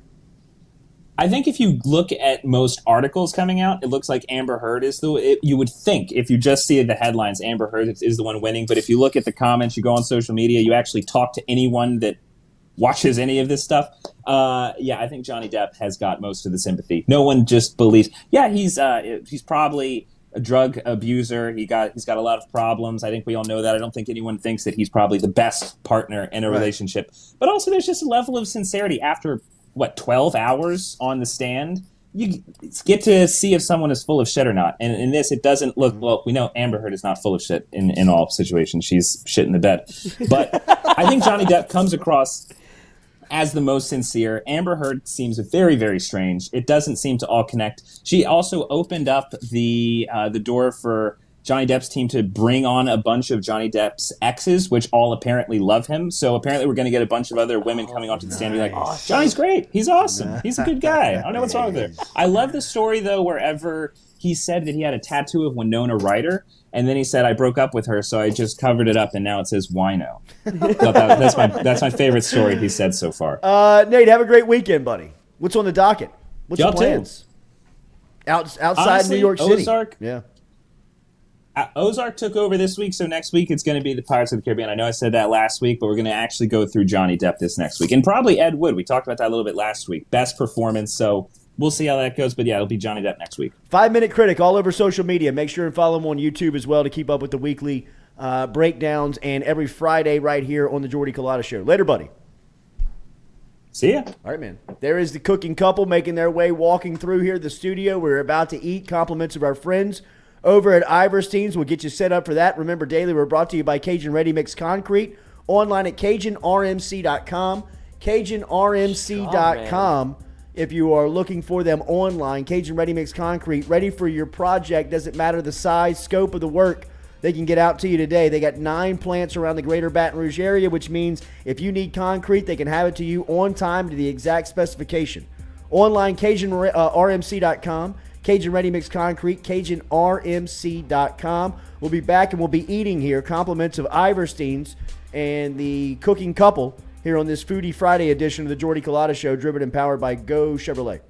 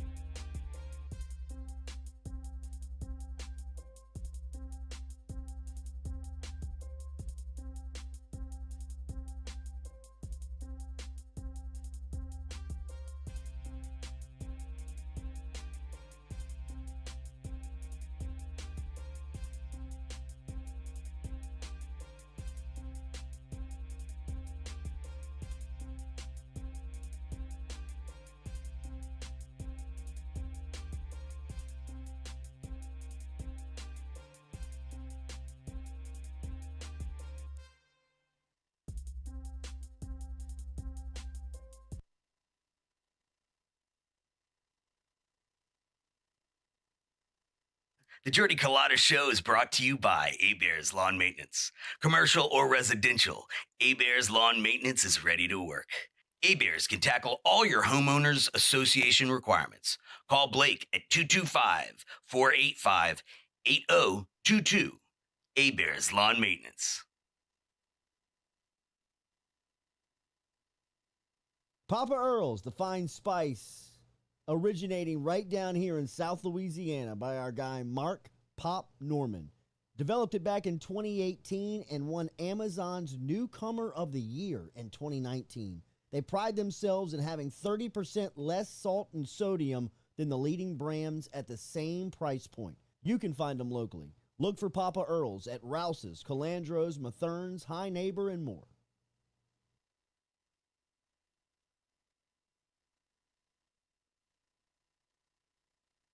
All right, personal testimony from my trip over to Johnson and Spillers. Shout out to my friend Dr. Chad Spillers for taking care of me, man. I had to have my front tooth, a tooth implanted on my front tooth, and it was a hell of an ordeal. But Dr. Spillers and the crew from Johnson and Spillers made it as easy and seamless as possible to work with, and have taken the final product, and it is absolutely beautiful. Learn more online at johnsonspillers.com. Whether you're looking for Botox or you need help in any type of dentistry, whether it is dentures, night guards, if you're looking for Invisalign, if you're interested in implant dentistry like I got, you can get in touch with Johnson Spillers. Online, johnsonspillers.com. 2 locations, one in Gonzales, one in Baton Rouge. Easiest way to get them, online at johnsonspillers.com. I remember going to the Tennessee camp. Oh, this is a great story. And I had locked everybody up. Yeah. Like, literally, I was licking my chops, and I'm like, yo. Jarvis and Odell were there, right? Everybody was there. Like, I'm like, all y'all get in line. Like, everybody, come on. I'm going to go get back in line. I'm going to go rep after rep. And then it really kind of turned into a show where none of the DBs wanted to go. None of the receivers wanted to go. It was literally, then it turned to me and Jarvis. Right. Just one-on-one. You know what I mean? So, you know, Pat Forey's going to be in Tampa. He's going to be at the SEC basketball tournament. He's going to ask Wade some questions in a press setting that he feels like he's going to burn Wade. Yeah, how does he even do that? You know, and Wade's going to hit him with I know you have to ask the question, and and I appreciate it. It's a good question, but we've got people that are handling that. Thank you, Pat. It's good to see you. Next question. How does he keep his cool? Because that's what they want him to do. Yeah, right? for sure. Yeah, that's what they're hoping that he says. All right, you know what, Pat? Fine, I'll give it to you, man. And you know, Pat's, oh shit, here we go. Finally, I can write something new for the first time in 5 years. You know, we might have a story. Get my bosses on the phone. Dellinger, you ain't got to quit. You don't have to cover me up anymore. You don't have to do all my work. You know, you don't have to be the guy that's writing all the stories. Maybe I can write something new here. I mean, it's embarrassing to see the path that Pat Forty's career has taken over the last 5 years after he has become what is essentially a mouthpiece for the NCAA. I mean, he's their whipping boy. He's their, hey, go get this done. Oh, yes, sir. Yes, sir. I'll write that same story I wrote 3 years ago. Good deal, man. Copy and paste it. Get it out. Just get the clicks. Let them know we're coming after Wade. Right?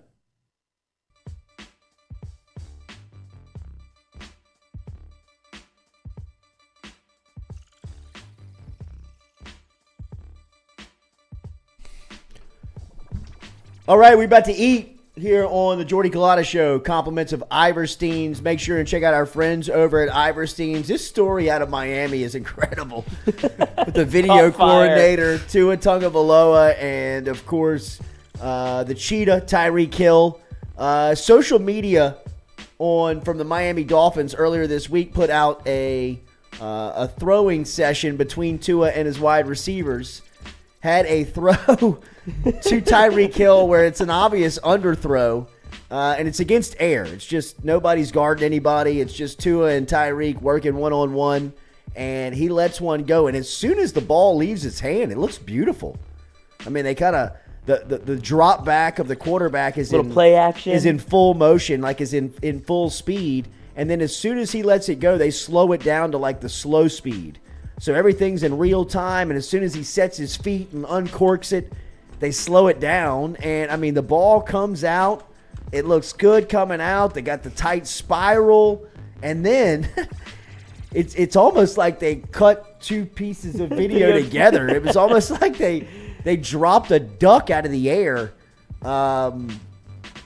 and Tyreek Hill had to kind of like wait on the ball to catch it, and he turned around and went and was running. Come to find out, they fired the video coordinator for the Miami Dolphins after that, which I think is a total BS move. Well, it's for not. Miami. Yeah, it's not his fault. So it's his job to put out compelling content on social media and to get a buzz. I'd imagine that the Dolphins haven't seen 6 million clicks since Ever. Dan Marino, Ricky Williams. I mean, like, when's the last time anybody cared this much about the Miami Dolphins? And that's that kid's job to get people engaged into social media. It's not his fault that the quarterback sucks. Making $12 an hour. Puts together the entire video, slows it down, edits it, makes it look good, and then you fired. Brutal, bro. It's not my fault, too. He's got a noodle arm. I mean, what do you want me to do with this guy? Look at this. It looks good. And it's in the air. It's a little high nose. Full stop. I mean, if he keeps running and he just doesn't stop for the ball, that would have been an all-time 10 yards behind him. Just not in the same screen. Would love to see Justin Herbert playing with these guys.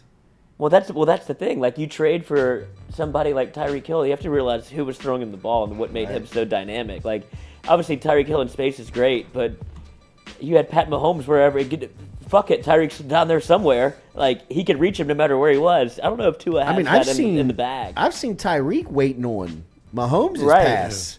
You know what I mean? Like, I've seen him kind of like pump the brakes on a go route where he's kind of like got his back turned towards the end zone, where he's kind of like backpedaling in. So, I mean, it could be not only do you have Tyreek Hill, but I mean, Jalen Waddle can fly. Oh man.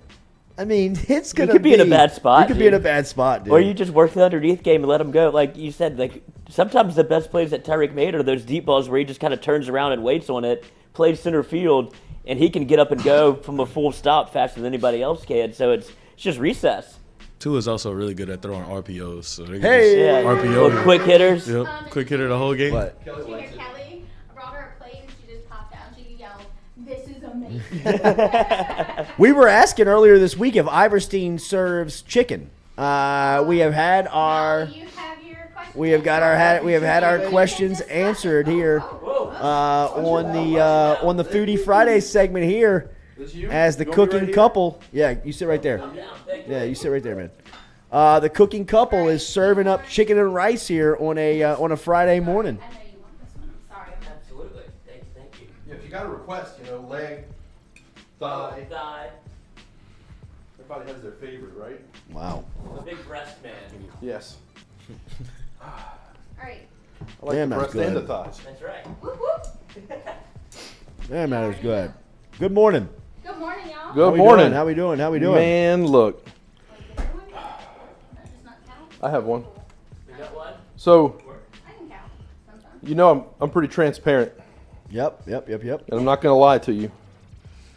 We had chicken in the little chat stream with Galen, and then we had grill items. We're going to do like a grilling season kind of a thing. Nice. And I was like, chicken, come on, man, I got to do chicken. And then I put this chicken in the oven, and he started hitting the herbs, and the onion, and the garlic, and the chicken skin. Oh shit, dude! So good. Just look. Let me just cutting through it with my fork. And then really quickly. It's my first time I get to eat. Yeah. So really quickly, I said, "Nah, I'm into this chicken." Changed me right around. So what are we eating? So this is roast chicken. This is. Iverstein carries chicken from Mahaffey Farms. Mahaffey Farms. In Louisiana, they're a regenerative farm. Yep. And they grow raising cows and pigs and chickens, but Iverstein carries their chickens. So this is a very happy chicken. So that's perfect timing because we talked kind of briefly about chicken, the sketchy practices, and then this is the opposite of that. So. Well, and you saw the video. I saw the video that you sent over of them kind of preparing the chicken. What was the manner in which they did it? It's called a spatchcock, right? Spatchcock, yeah. Christy was in there, and it's essentially you take the backbone out, and I recommend for people that are kind of sketchy with knives, just use some good poultry shears. Oh, that's good. Heavy Yeah. scissors. Yeah, we have some Shun little snip, cut and right through the bone. It's funny, those goofy things come in almost everybody's knife block, and they don't know what to do with them. Ah, yeah. I use it as my home scissors. Yeah, well, they're good well, that scissors, too, right? right? They're like really heavy scissors, but man, you can see in the video he just snips down the right side, snips down the left side, and then you flip it over. Stu, you got that video? Smash it out flat, and you get it. I mean, it's a violent process. It's a little violent. But a little it's bit. You know. I liked it. You're exposed to the whole chicken there, and all you did use to season was salt. Wow, that's it. Amazing. No and butter? then when Lance roasted the there's chicken, some butter. I was about to say. But as far as seasoning the What are you talking to here? seasoning the chicken, this is what we did last night, and I stuck it in the refrigerator, and that's it. and this is not one of those. Kelly just texted from the office. Best chicken and rice I've ever had. Mm-hmm. Good, awesome. I'm glad she enjoyed it. It's kind of ridiculous, but This salting of the chicken, y'all look at it because we're not fucking around It's with a the lot of amount salt. of salt that's on here Yeah. and where we're coating it. Like, so not just generously, but moving those wings back, that moving skin. those legs, getting all that the crevice, skin, bro. getting in the The cavity. skin. Like, The skin's It's like great. putting suntan lotion on. that's right. yeah, the magic too is the overnight. So Get behind It's the almost legs. like a brine. yes, that's what exactly. It's like a dry brine. And you leave it on that pan in the fridge and it dries that skin. That way the air can get on under, top and bottom. Cooking, how did you prepare it, I guess? So this morning we got up, we stuck it in the oven at 400 degrees. Before we put it in the oven, I put them in each their own little pan. Yep. The skin. I split an onion between the two of them, put it down in the bottom of the pan.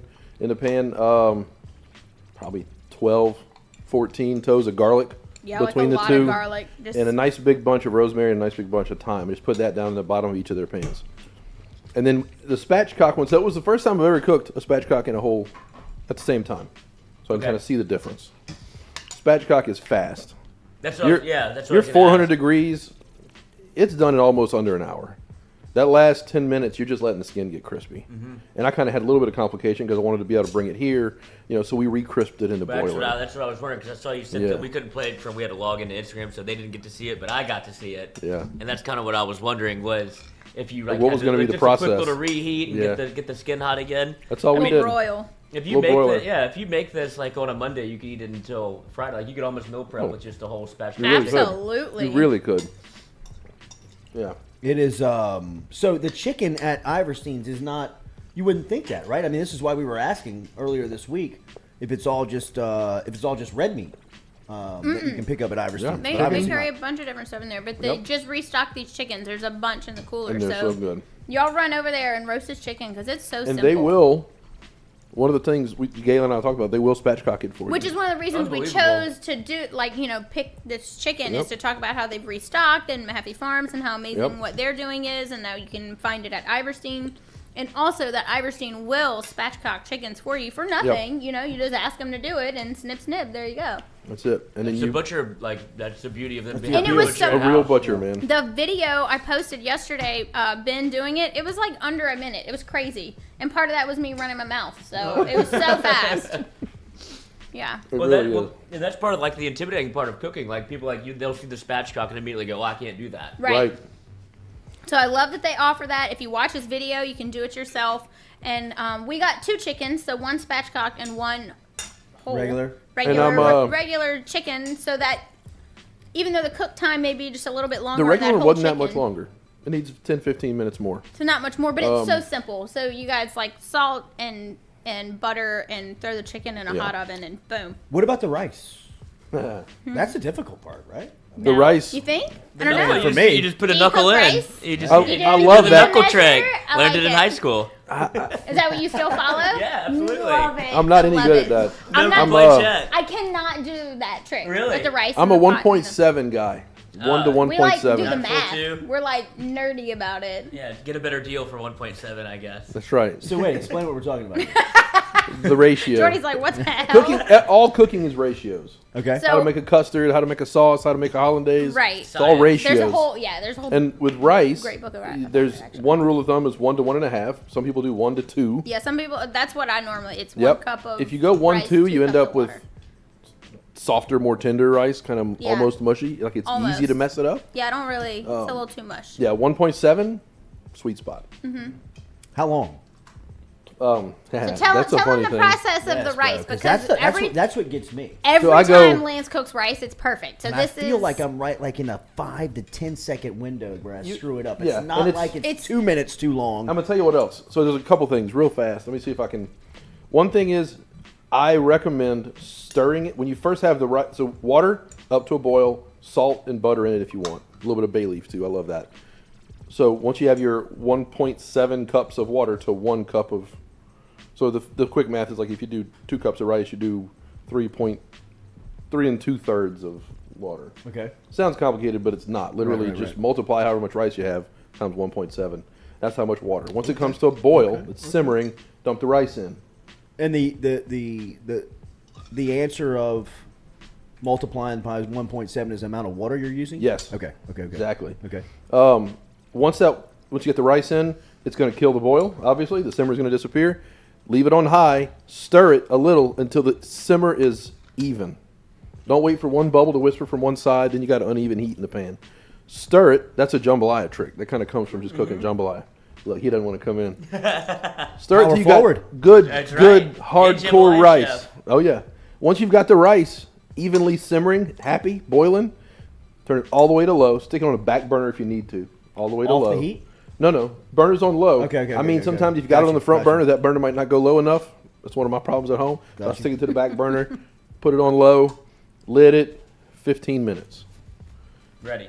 At 15 minutes. Set that timer. Yeah, at 15 minutes, I open it, and usually I turn the heat off and just let it ride for another 5 or 10 minutes. And he's stirring? What's that? And then you're stirring that. But at that point, you want to reach all the way to the bottom middle and pull that bottom middle, which is your hottest part, and turn it upside down. Yeah. And sometimes I'll leave the spoon in and kind of like open it up. It over. Yeah. It's burnt. Oh, or it's still stuck to the bottom of it. Well, that might be. I've ruined so many pots. Oh, shit. Well, the trick might be use a lower burner so you can actually have a really low simmer.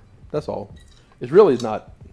Just one of those things. Yeah. No, it is. I mean, it's like once you get it, though, it's like. It's more mental than it is. And I'm going to be honest. I probably went for 5 or 10 years fiddling with it. Uh-huh. Yeah, this is really simple. The 15-minute timer is.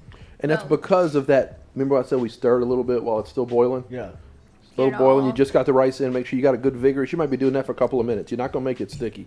Just stirring after the rice is cooked is what makes it sticky. So. Speaking of rice, the jambalaya last Friday night here. Was it all right? Did you like that? Beautiful. Did you had some? Absolutely. It was so busy. I don't know who had some. We brought some home actually, and I ate some for lunch the next day, and I ate some that night, obviously, but that was a cool night over here. It was a lot of fun. It was great. It was cool. fun. We had a lot Cooking of fun. outside. The weather was perfect. Weather was perfect. Jambalaya was good. Jambalaya was great. How about the crawfish? They were good. Crawfish were good. My fingers were a little set up the whole time spiced just so up. we could get there. They were a little the spicy. boys inside playing a little basketball. Jay came home with a little elbow bleeding. Love it, dude. They get I rough. told you that's what happens when you step It up went in down. class. My They two get had rough, man. the best I love time. that. It was The awesome. best It was time. awesome. It was a little rough. I did walk in at one point, and like my kids are like tumbling into the wall, and I was like, "You gotta turn it down." There like, is just a little bit. there's a shot of Katie kind of giving a 360-degree view of just what's going on in the studio last Friday, and the sun's out, and she's outside. The music, Leon and Ashley Landry are playing the music. She kind of gets outside. People are huddled around the tables eating crawfish. You two are in the corner spinning the jambalaya, talking to everybody walking up. Then she kind of gets inside, and you can hear the music, and then gets into the living room, and little Jay and his buddies and your two are just kind of like defending the rim, and Jay goes in for a full like cock back dunk, whack into the just ball bouncing, kids flying. It was it's a great scene, bro. I love when they finally close the door on the living room. They finally close it. They're like, we had enough. We're closing the door. Right. But thank you for being out here last Friday night. If you were here at Hot Art Cool Nights, you got a chance to meet the cooking couple and everything that we got going on at FM Food. Make sure you're following them on social media at You Bet Your Ass It's Good. We talked to Galen Iverstein from Iverstein's. He's going to be in studio with us at some point over the next couple of days. He said soon. I know he's working on the shop. He busy did. as We were hell, going to try to do doing this floors morning, and but he's stuff. jammed up. He did tell me he was going to try to do this morning, but couldn't make it work, and he was going to be here one day soon. And we'll explain everything that we got going on. Galen wants to talk to you about a subscription model that he's got over at Iverstein's that he's going to tell you a lot about, and also about the move. Be ready for Iverstein's. If you're a regular out there, you're going to pull up to Iverstein's in the next couple of weeks, and it's going to be down the street. Yep. Make sure you're paying attention here. It's staying on Perkins Road. If you're heading towards Essen, Bluebonnet from like the College Drive, Acadian Thruway area or side of the city, if you're heading down Perkins, and as soon as you cross over Essen Lane, on your left is Perkins Crossing, the shopping center. And where the old Romans was, at the edge of that shopping center, on the corner piece of that shopping center, is now where Iverstein's is going to go. Much bigger space, much more capability, same great products. I think he's talking about opening up for lunch. Oh, Sitting down eating yeah. lunch. Yeah. So there's a lot of cool stuff coming your way. Compliments of Iverstein's. Are you nervous to walk through the field here? You're treating this like the field of dreams. Walk into the corn patch, bro. Walk into the corn patch. Get in there. Tell us your dreams. Okay, a couple of things. Let's talk about the chicken and rice. Did you eat yours? No, I haven't yet. You haven't eaten it yet. Yeah, you should go get it and come sit down and eat some. Uh-oh, Lloyd got you. Come sit down. Okay, so let's revisit the jambalaya real quick. All right. So you had some leftovers. Yes, I love it. How did you have your leftovers? I just got to talk about this. What do you mean, cold or some hot? of my favorite things. You asking yeah, cold you or had microwave, hot, cold. or what'd you do? How'd you reheat it? What, no, did you have anything with it? straight from the refrigerator to. Oh, cold jambalaya? Hell yeah. I mean, actually, I believe that you to-go plated it like in a plastic container. Yeah, a little and deli. I just opened the container, Scarfed it plastic down. fork in. Okay. About at 10 I love a.m. It was kind of that brunch Yep. window. Oh, yeah. Right? Perfect. So, and it was and really, you could have eaten on it. I mean, it was all weekend. I mean, I think there is still some. There might be Stewie, is there a container left? And it's still good. by the way. Surprised Jack and the crew hadn't killed it. Noah and the crew. This is somebody's lucky day. There's jambalaya left. So let me tell you what I like to do. I like to steam it, in the microwave. Warm it up a little bit. Yep. You fry you a couple of over medium eggs, and you put it on top of this jambalaya. But you then do a you little shred some cheese, right? Just Then boop, you- boop, boop, boop, and a little couple dashes of Crystal hot sauce. Boop, boop, boop, boop. Damn. It's Set not it bad. off. That over medium will get you runny right. yolk. That sounds like one of those Over- meals that you almost feel guilty eating while it's in front of you because you want to save for the next morning. Like when I order steak out, I'm always kind of get to the point where I'm like, I'm still hungry, but I want to save this part for my steak and eggs snack in the on morning. it tomorrow. You know what I mean? And that's kind of like where we were. Luckily, we had a ton of jambalaya Yes, we last did. Friday night. Yeah, I always make too much, right? Yeah, there's no calculating it. You just make a shit. Well, that's the first time I used that old. That was a cool old pot. That's actually a legit old sugar kettle. That was a fun little pot to use. So, anyway. Hunter Hall, who is this guy? That is not a guy. That's a 12-year-old kid. This is our he's a oldest monster. son. He is. This is Leonidas Fauché. He's our oldest son, and we homeschool our kids. So when we come and do this every Friday, they are along Hanging for the out. ride. They're big helpers and a so stud baseball gotta feed 'em pitcher. too. Yeah, Heads and up. one He's hell of a figuring little it out. baseball player and pitcher. So Physical in the paint on the basketball floor as well, as we figured out last Friday night. Man's got a career down there. How is it? How's it how's the taste? roasted chicken? It's amazing. It's amazing. The Yeah, sauce. he wants the to rice. say all sorts of So stuff. tender. It's so tender. That chicken breast. One is one of the so things about tender. spatchcocking it is the breast. You're cooking it so fast, the breast stays nice and juicy. Oh, Moist. Okay. Juicy. Moist. Wow. Love them. Moist Hey. and juicy. Tender. All right. For God's sake, there's kids around.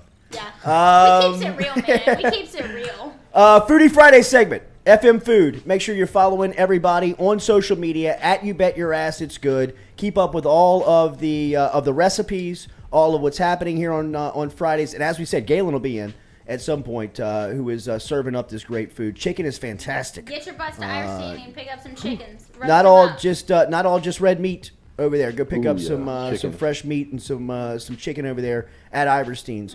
For the cooking couple for Foodie Friday, for Stewie, Lloyd, everybody here at FM Digital Media. Remember, Mic'd Up coming to you this afternoon from Uncle Earl's, 4:30 to 6 o'clock, getting you ready for first pitch between LSU and Ole Miss. Get over to Uncle Earl's pregame with those guys and the crew over there, and then make your way to the box tonight for LSU Ole Miss. For everybody out here, make sure you're following all of our social media at You Bet Your Ass It's Good to to keep up with our cooking segments every Friday. For the entire crew here at FM Digital Media. Oh, yeah, by the way, we're taking Monday off. We're taking Monday off on the Culotta Show.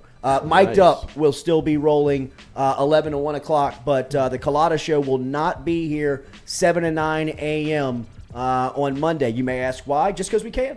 You know what I mean? I don't want to mess with this Monday. I don't want to mess with this Monday. I'm going to the beach and I'm forgetting about it. I'll be back with you on Tuesday morning.